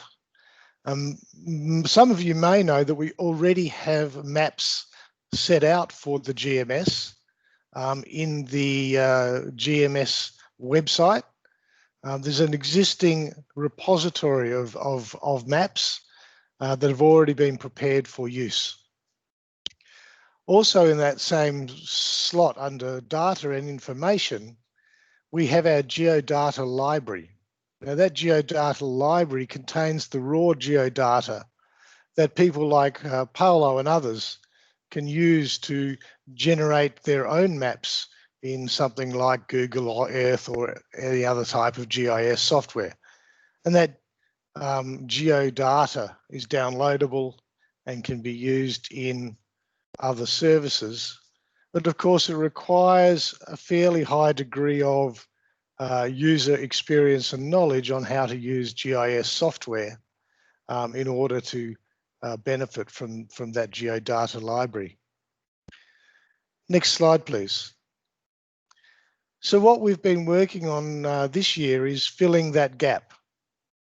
And that is by creating an online interactive map where you can choose the types of filters that you want to represent on your map.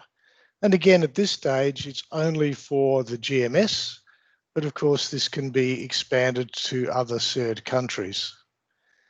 But the advantage of this gap filler, the Mango map, opposed to what we already had in service, is that you can browse the maps for the types of information you want.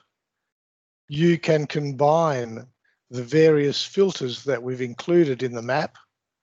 And of course, you can query the geodata that's there. That enables you to make relatively instant, customized maps.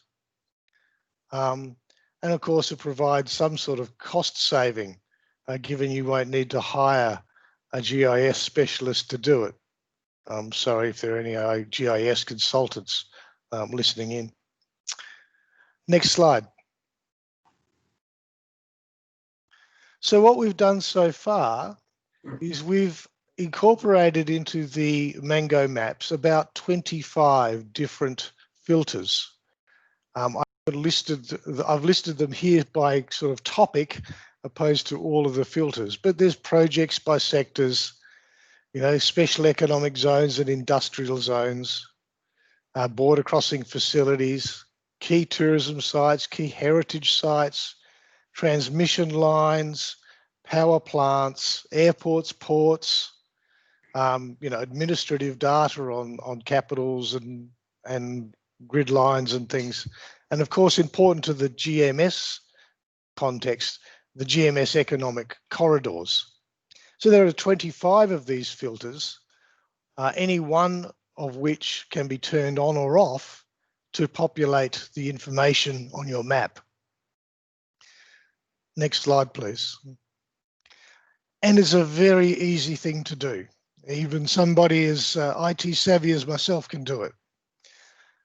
So when you go into the service, you simply highlight those filters that you want. And the one I've showed you here is a zoom in on a bit of Vietnam, not the entire country. I've tagged border towns, border posts, and economic corridors. On the right-hand side, you can see the map legends. On the left-hand side is data on any particular item that your pointer points to, or you could have none at all. You can save these maps, you can export these maps, etc. So you can have the legend on the map or the legend off the map. So it provides you a capacity to use that map outside the context of the interactive map. Next slide, please. By a few clicks of the button, I added rail links and tourism sites. And again, if you scroll your mouse over any of those items on that map, they will come up with specific information on that point of reference. But it is that easy.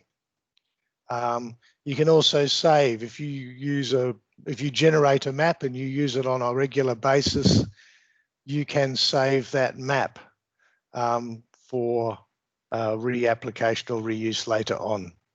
So it's a very, very simple, intuitive, straightforward product, which all relies simply on the quality, accuracy, and relevance of the data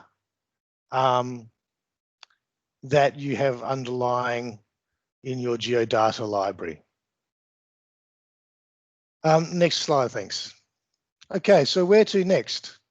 Well, this was the start of what we wanted to do, and I have recently shown this to the colleagues in our division. But where do we want to go to next? I've been trying to work this year towards adding into the map of, if you like, physical infrastructure, more useful socioeconomic data that would enable a great deal more of more comparison to be done in terms of project preparation or analysis for presentation. So, you know, what I need to do next is, if I can get it for all of the countries, you know, perhaps put in household income and expenditure survey data, because these are the sorts of survey data that are provided with geotagging. Again, population data, which is often geotagged. census data, obviously not all of it, but selected and useful bits of census data that's geotagged. And of course, I'm already aware from my time in SERD just the amount of sector-specific GIS data that exists within our department. I certainly know this from my time in Indonesia and to other sector specialists, just the wealth of information which is geotagged that already exists within our department. But we don't seem to have a central repository for that geotagged data. So these are the next steps that I was intending to go through or go forward with in terms of just the GMS. But as I said earlier, it doesn't need to be limited to the GMS. We could expand this to the rest of the SERD countries, should there be an interest in doing so. Next slide, please. So really today is about monitoring the impact of COVID. And I guess my key message here is, you've been talking for a day and a half now on the data that could be provided to monitor COVID. Our earlier presentation on whether schools should be opened or closed, whether contact tracing should be expanded or contracted. All of that is very much national level data. I doubt that that data exists at a provincial or, if you like, a barangay level or a district level. But that's what we need to find. That's the data we need to use if we want to be able to load that into something like Mango Maps and be able to benefit from the power of both analysis and presentation for the impact data of COVID. But it does facilitate analysis, and I have seen many instances over my years in the development industry, including within the ADB, where people have used these sorts of maps to really help them pin down and target the types of areas where their efforts would create the greatest impact, because there's a confluence of both populations in need as well as some raw infrastructure or other aspects that you're trying to fix. So it does facilitate analysis, if only that's in a visual way. And of course, it helps in presentations to try and present your case to others. Next slide, please. So, if this group of people who are, I guess, going to be fundamentally responsible for working forward on measuring the impact of COVID in the SERD countries, what would you need if you wanted to use Mango Maps as a tool? Well, we already have the license. And if we needed to adjust the license, that would be an easy thing to do. We already have on contract the GIS specialist and the IT specialists that could help us expand the map services that we have into something useful for both COVID impact tracing as well, monitoring, as well as expand that out to other SERD countries. So what we really need, if you want to go forward, is what is the data that you want represented? If you like, what are those additional filters that you want? Some of that exists already within SERD and could be loaded in, and you'll be generating more in the months and years to go forward. Just one thing to try and remind ourselves of as we look at the possibilities going forward, and that is to seek data that is automatically updated in some database somewhere, whether that be an ADB database or some other stable platform.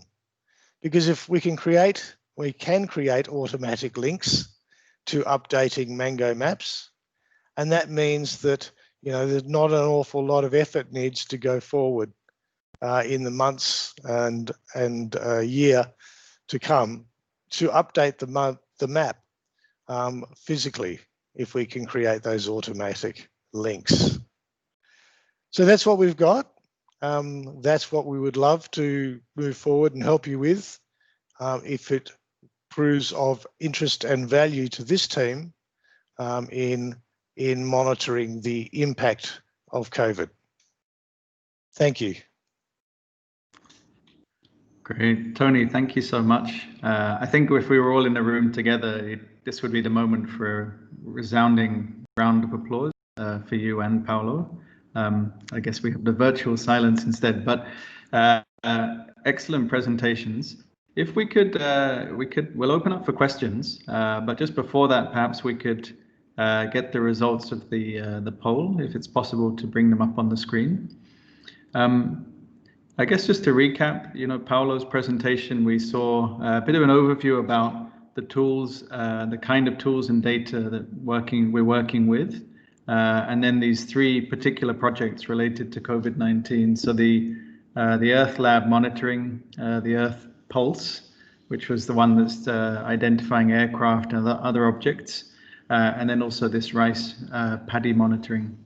And then from Tony, we saw the Mango Maps GIS platform for the GMS region. So that's a lot of the some work that's ongoing within ADB, but of course there's also a lot happening outside ADB, and we don't exist in a vacuum. So the questions that we asked in the poll today were really focused on your perceptions about big data in general. So not just remote sensing and Earth observation, but the bigger topic of big data, and what your view is in terms of potential and use and so on. Dulce or Sheila, is it possible to see the results up on the screen? Yes, we are counting. Oh, no, we are using an American voting system here, so it may take a while. So, oh, here we go. Okay. Well, I mean, we have a 100% unanimously that big data applications will change the way that we provide development support. Most people, that's a vast majority, do not think that big data is overhyped. And most of us are expecting to use big data applications in our work, or you are in your work during the next year. So it looks like we're quite an optimistic bunch in terms of being pro big data and seeing a lot of potential in our use. That's encouraging. At this point, maybe we can open up for questions. So does anyone have questions for either Paolo or Tony? Please, either you can raise your hand, you can type in the chat box. You can also just turn on your microphone and speak if you would like to. Bernard, please go ahead.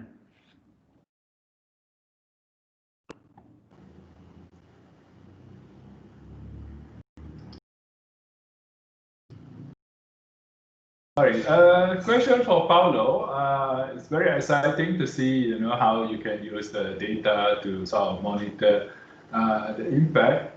Have you had some early results yet from the work that's been done to get I mean, what I'm saying that I know we are trying to measure, the impact on, electricity production and so on.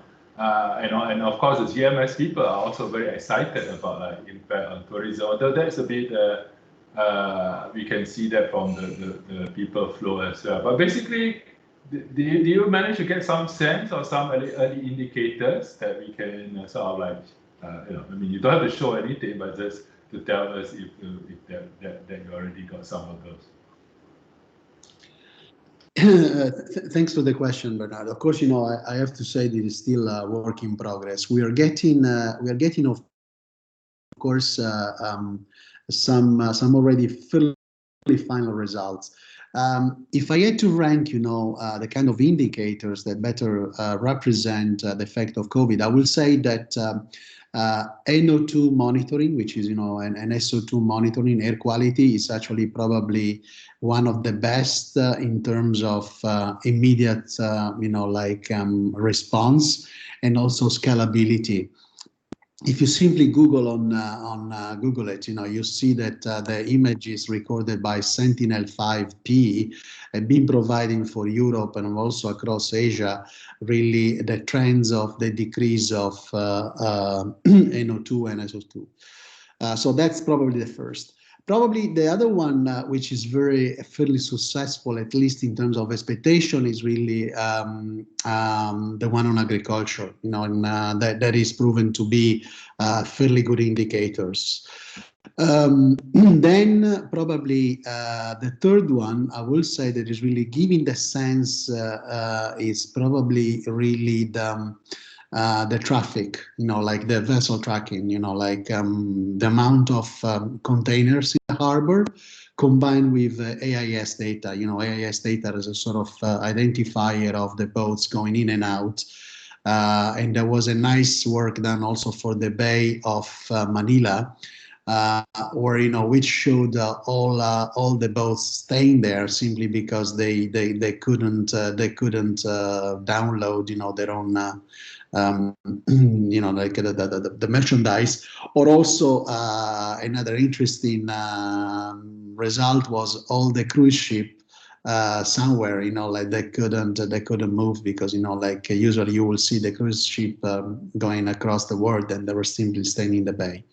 So those are probably the three ones which I think, are the best one at the moment. We'll get a good sense of the COVID effect.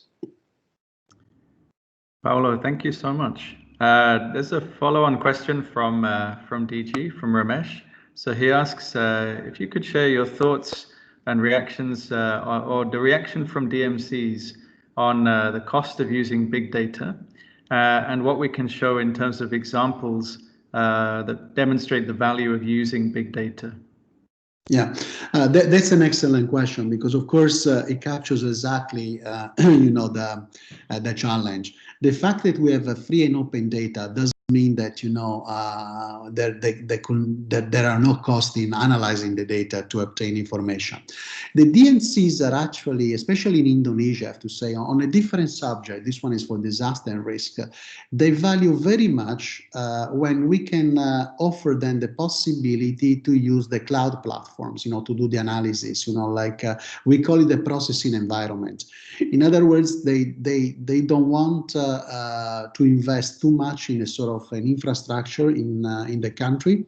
They would rather invest in connectivity, as long as there is a platform with a processing environment that allows them to do the processing. Just to give you a figure on a figure. In Indonesia, with Bappenas and the Ministry of Public Works, we are analyzing big data for disaster and risk, for flooding and land subsidence. And in the end, the licensing costs are only probably in the range of $5,000 per year to obtain the use of free and open data processed by cloud platforms. It seems to be really manageable, and also the other fact is that with a few $1,000s they get access to the platform, so that they can train their own people to do that kind of processing, so they don't have to rely on external service providers on the long run. Mm-hmm. Thank you. Yeah, I listened to a podcast recently about Palantir, which is a big US company now publicly listed, and they're essentially big data and analytics. It seems that they specialize in helping firms, but also governments, to integrate very diverse data sets, not exclusively spatial data, but just any data sets. And for some of the corporate users, they were able to demonstrate value really in terms of cost savings. So there was one example, which was Airbus. I think they were able to, by integrating many different data sets, they were able to optimize the manufacturing process, and that led to hundreds of millions of dollars in cost savings later on. So I wonder, I mean, it may be early days, but perhaps down the track in whether it's purely spatial data, things like monitoring paddy rice production, or maybe it's integrating different data sources. But as the applications become better developed, it may be possible to more precisely quantify actually the financial or economic benefits coming from the use, so down the track. Paulo, just colleagues, if there are other questions, I don't know, DG, whether you wanted to come in, whether that answered your question, or whether you wanted to elaborate further on that. If other colleagues have questions, please raise a hand or type your question in the chat box. Paulo, in addition to the examples you mentioned, I recently took a look at some of the examples of, I guess, research that's been published on remote sensing and other big data analysis for COVID.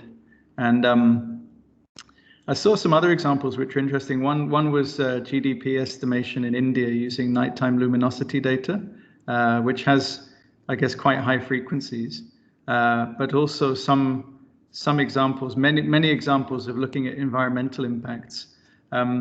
I don't know if if you have any thoughts on that in terms of the applicability of luminosity data as a sort of remote sensing data source. Yeah, of course, the advantage of luminosity data is that is a sort of a long-term archive. So we started, since many years using luminosity data. It is an index, but it's a good index, to compare, to make comparison over time. There is also an evolution in terms of big, large data sets. Like, for example, with ERCD, we're using the global footprint data set managed by the German Aerospace Agency. And the global footprint is really telling you how big the city is becoming, and how big, and how dense, the constructions in the city, are over time.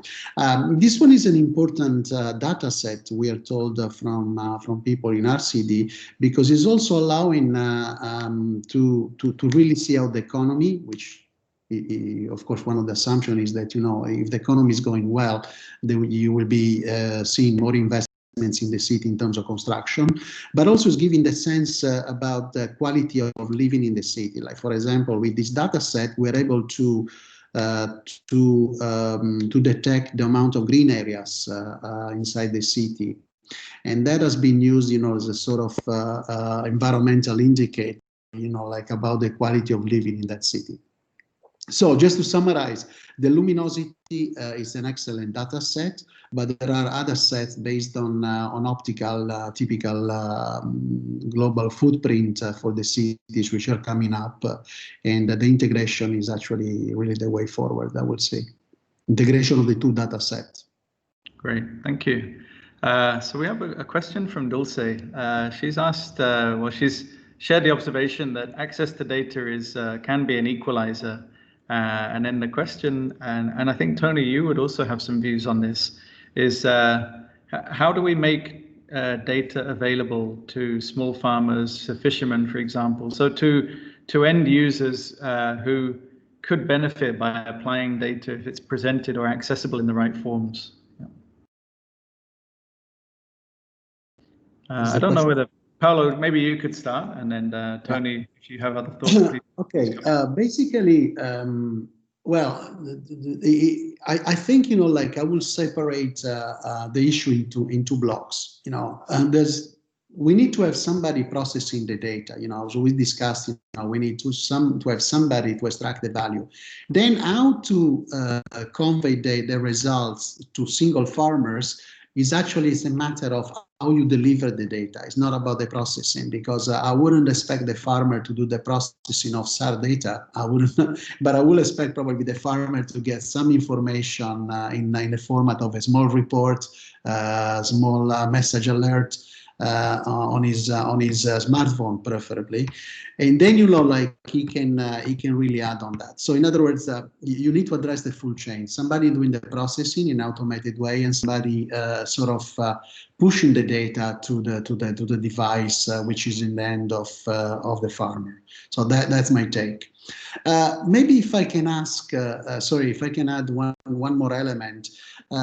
When we think about processing, there are important new things coming up. Also, the way we use commercial data.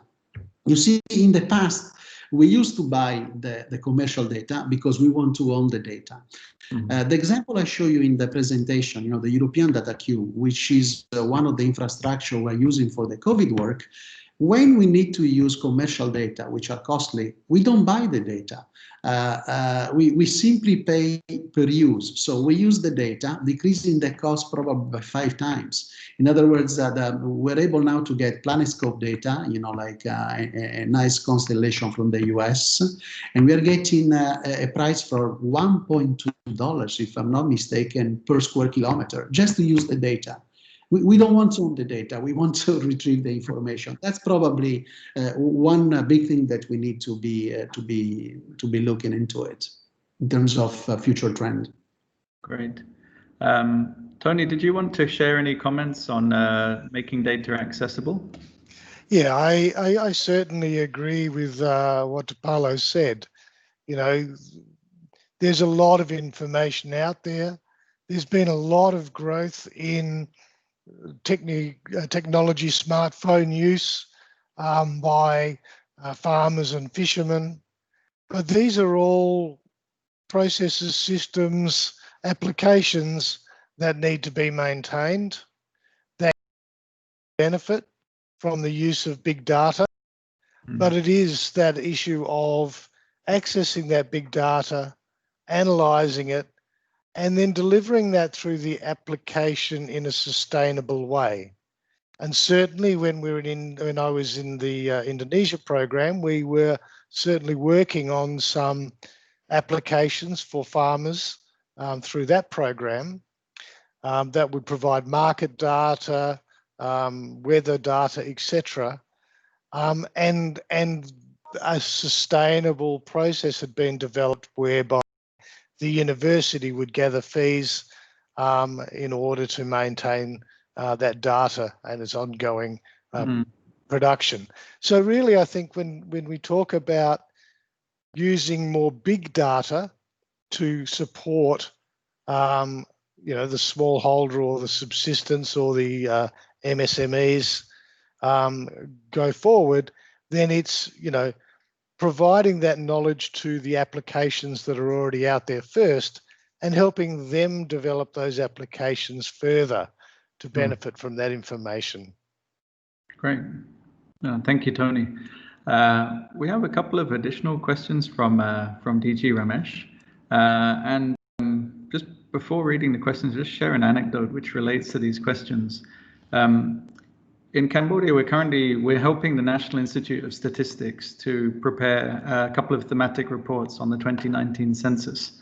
And one is on urbanization and population distribution. It's a very old-fashioned, the census was done, actually paper-based forms. The months were spent enumerating the forms, and now we're still waiting to get access to the data to do that analysis.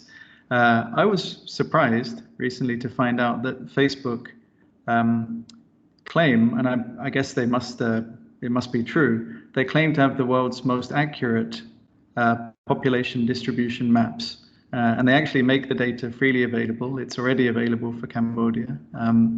They have very, very high resolution population distribution maps. They also have lots and lots of other data. I guess there's a risk that with so much change happening outside ADB, we might miss out on some of it. And that leads into DG's first question, which is whether, I think addressed to Paulo, but whether the sector groups have been doing any mapping or assessment of how big data thinking can be introduced into our projects. And then the related second question is, with the recovery from COVID-19 looking likely to be quite protracted, perhaps there's some concern that we should be using more big data approaches in project implementation. we're probably behind on this front. What do you think? What are your thoughts on this? So 2 questions for Paulo, please. Yeah. Okay. Okay. On the first question, well, I think the opportunity to use big data is really out there.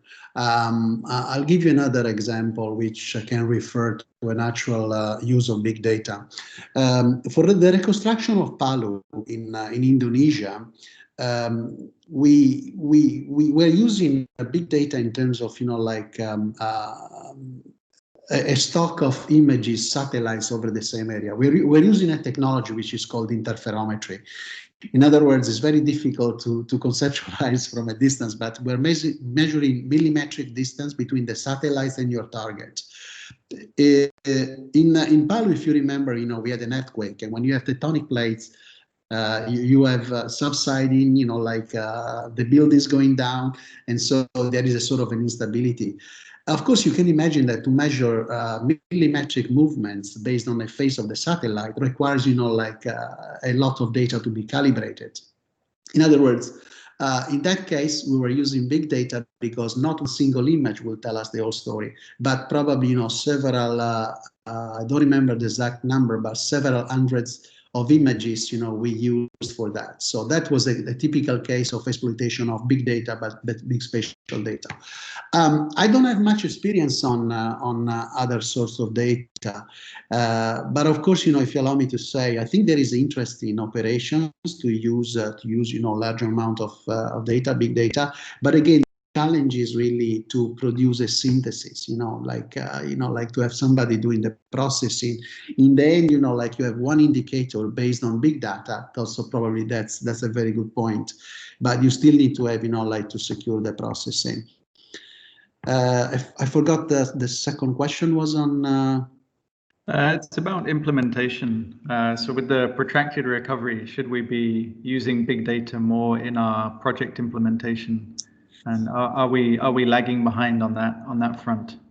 In ADB, you mean? Yes. Yeah. Okay. Yeah. Well, it's difficult for me. Well, I'm very. Of course, when we think of ADB, we have a sort of a sense we could do better. I mean, but that's valid for everything. I don't think, what we are lacking of is really probably we need to have, better partnership. We need to go into partnership a little bit more because, we cannot expect to have, that level of internal resources on internal knowledge to be in control of the full chain. Again, the full chain starting from data availability and processing. Probably one solution will be improving in our partnership. Like, for example, in my case, we're using the European Space Agency to do this partnership because otherwise, we wouldn't be able to do this stuff from ourselves. But there is interest. The story is how to implement it. And for sure, COVID is one of immediate necessity because at the moment, COVID is going to stay for some time. And probably we need to implement something which allow us to have a sort of an analysis of big data on a monthly basis, I will say. So again, probably partnership could solve because there is a demand in this. Yeah, thank you, Paulo. Maybe just to supplement your answer and to share with everyone, I think the 2021 World Bank World Development Review or World Development Report will be focused on data for development. I guess it will come out probably in the middle of next year, I believe. But there's actually some materials related to that already in the public. So there's a high-level concept that discusses all of the issues and has some outlines. And then also some of the sort of background papers and so on already have been published. So there are some links in the Word file that I shared, and if you're interested, you can read more there. We have a question from Georgina, and it's to address the lack of readiness of the developing countries within the GMS for a sort of wide-scale digital transformation. So that's a big question. Yeah, Tony, over to you. Okay, thank you, David, and thank you, Georgina. If I may just touch on the previous question about implementation for a moment first. I think one of the, as an AD staff member, who's designed and implemented projects and who's listened to this and other seminars on big data, I really do feel that part of not the problem, but one of the issues we need to address going forward is our actual knowledge of what data is out there. Every month I learn more about the databases that ERCD collect.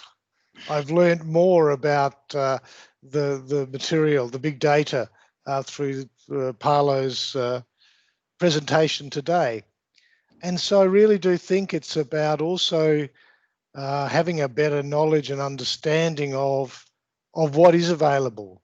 It's a growing field all of the time, and new data sets are coming on board all of the time.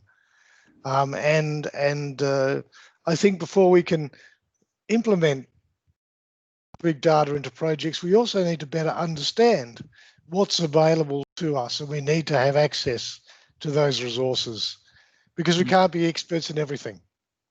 Anyway, coming back to Georgina's question, again, I think this is largely a development problem more than a big data problem. Having spent 10 years in working and living in the Pacific, both for the Australian government and ADB, I can tell you how disconnected the country was from everything, including data. And so for our less developed countries in the GMS, they really do need the support of ADB and our like-minded sister organisations to work with them on getting the hardware right at an affordable cost that enables the digital transformation to happen in their countries. And then, there's obviously lots of issues around that, and they've been dealt with in many countries by ADB in terms of the regulatory and pricing arrangements for access to data or to the internet. And then it's, of course, using some well-known and tested approaches to implementing the digital transformation in those countries. But they do need the help, and it will take a while. But I think, the fundamentals we've learned from other places where this work has been done is we need to get the regulatory and structural environment right first before we bring in the actual, launch into the digital transformation in individual sectors, issues, and interests. Great. Thank you so much. Other colleagues with questions? Paolo, in the meantime, while other colleagues are gathering their thoughts, one question is how soon the work in Indonesia on the rice monitoring, will the tool be ready first, or will the vaccine be ready first? That's a very tough question to answer. Basically, especially after yesterday, that the vaccine apparently is going to be available in a month, at least the first doses. Now, just going serious now on the delivery time. As you know, David, we are in discussion at the moment. My estimate is probably that the work, if we agree to go forward, the way we are discussing about, probably will be a few months.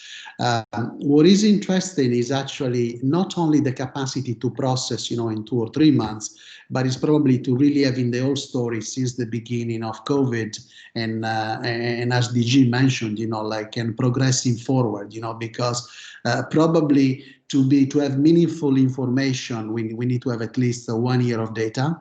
And 1 year of data on rice across Cambodia means several thousand of satellite images. So preliminary results probably in 2 or 3 months, but then a way forward, progressively, like in the year. Great. No, thank you. That's very, very exciting. Tony, I'm also maybe curious with the GMS summit coming up early next year. There's a couple of questions related to it. To what extent is the mapping and the Mango maps and something, is it something that resonates with the GMS senior officials, the ministers? And do you think it will be part of the GMS strategy and roadmap moving forwards, from the summit onwards next year? Thank you for the question. I'm not sure I know the answer. I notice Alfredo is online.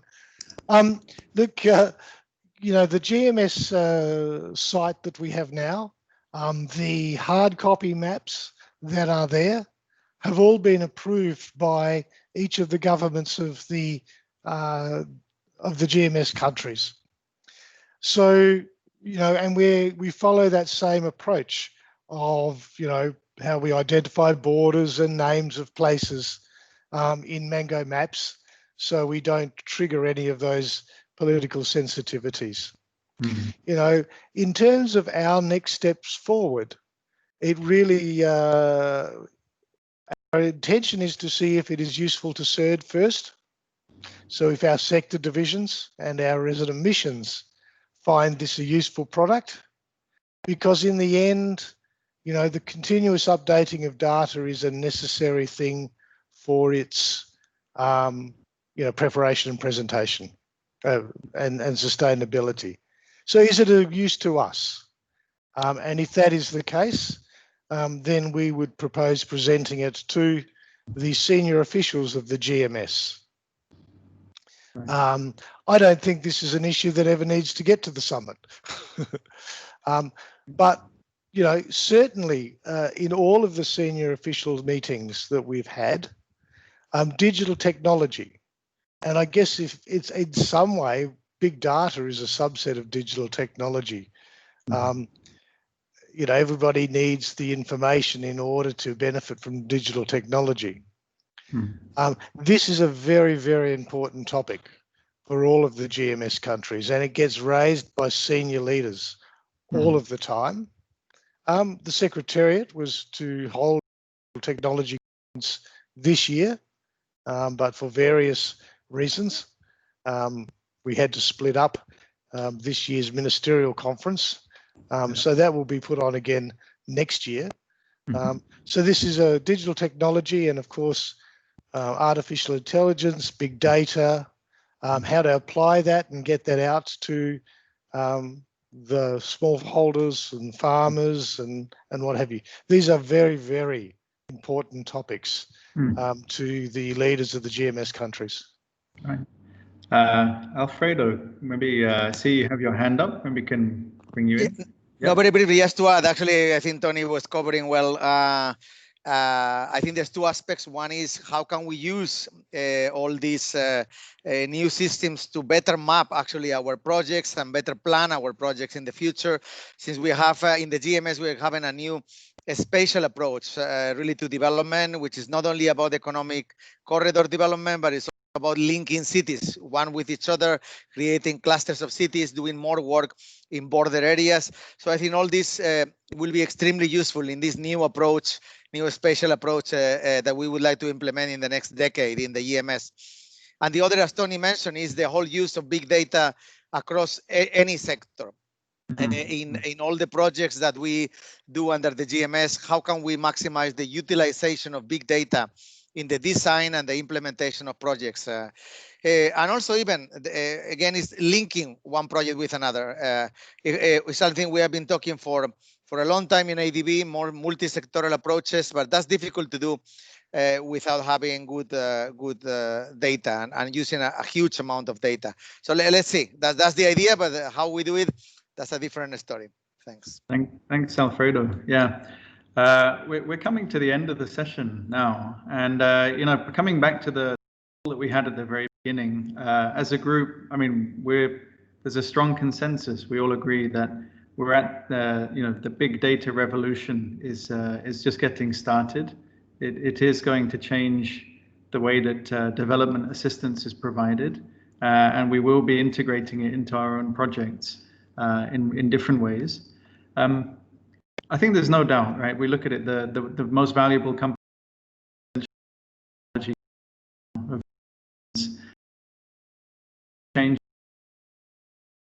data connectivity, and I think that will accelerate in the next few years. Something that we didn't discuss today was the near-Earth satellite networks that are being set up to provide connectivity, which will be, I think, much more ubiquitous than it has been.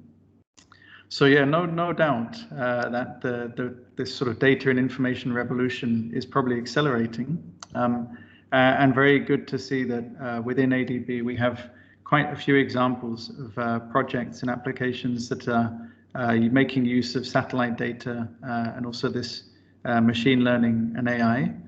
And I'm sure that there will be much more in the future also.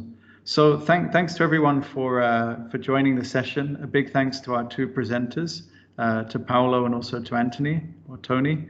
And I think with that, just on time, Bernard will hand back to you. Thank you. Thank you. I mean, even the satellite time cannot even be more accurate, right? Right on time there. So I think we have a very, very fascinating workshop. This is the final session. We had 6 sessions for our SERD policy network workshop. So I think at this time in time, we have gone through, I think, 6 sessions with basically 2 presenters each, so 12 different sort of topics that have been, I think we have a very good attendance. We have around 60 to 70 people participating at each, roughly at each session. So I think that's a very good level of participation. So I think we have come to an end, but of course this is only an end of this particular workshop. As we promised, we will put all the materials for the workshop, both the meeting of the recordings of the meeting and the presentation slides. We'll put it up in on the website, and then so that we can always refer back to that. In the meantime, thank you all for participating in the actively. We have many good discussions. Very well moderated, and we have very good interaction from the presenters as well. So I would like to encourage the people who are in the group to fill out the feedback form. So as you all know, we are now in a virtual environment. Nobody comes up to me at the end of the thing and pat my back and say, nice seminar. So I just have to read out the feedback form for you to tell me nice seminar or not so nice seminar. Of course, the advantage of a feedback form is that you don't like it, you can say no, and I won't know who is it that say they don't like it. So please fill out the form. This will only help us to make things better. And I think as we come to the end, it's very important for us to feature the unsung heroes. First, I would like, of course, to thank Ramesh. Ramesh has been, supporting us on, coming up with this network of, policy economists. So not just economists, our policy network, right? So the idea is that we bring together people from different disciplines working on policy issues, right? For the region. That's why we saw today we have people working on, satellite. We have people working on health, or not necessarily economists. And so the idea is to have a multidisciplinary approach, because many of the issues the challenges that our country faces today can be only addressed in a multidisciplinary. I also like to thank Alfredo, who has also been very supportive and of course giving always very good suggestions on how we can improve. And finally, I would like to ask the unsung heroes. Yeah, these are like, we watch a play and then you see all the actors, but these are the people who have been working behind. So I would like to ask Dulce, Hannah, Sheila to show their face so that everyone can show their appreciation for all the work you have done leading up to this event and also during the event. They all braved the traffic, or maybe there's no traffic. They all went into the ADB headquarters, to be able to ensure that the whole workshop went on very smoothly. So Dulce, I can see you. Sheila, Hannah, maybe you can come out and then take a bow. We thank you very much. Because of your work, in the background there, we have a very smooth, presentation. everything went very smoothly. Slides all came through. So I think if we can all just give a virtual applause. I see Tony already clapping, and thank you, thank you so much for working hard. I think I will stop here. I don't really have anything. Oh, I just have something to add, which is like, just now, I don't know if somebody of you were at the health presentation. So we had very good discussion there. Prevention, we really need to focus more on prevention. And also we got the results from ERCD. Do not close schools and please give people paid sick leave. So that was the important lesson that we have here today. Okay, so we can keep the room open for a few minutes. If anyone wants to say something, I think I just wanted to thank, and if anyone wants to say something, we can have people say something.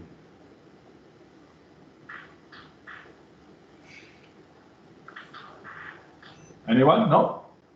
Okay, in that case, I think we finish on time. So thank you all very much for participating. Please fill out the feedback form so that we can get the feedback, and we will share everything for some of the sessions that you missed. It will be shared and put up on the website, and we'll share the link to all of you. Thank you very much, everyone.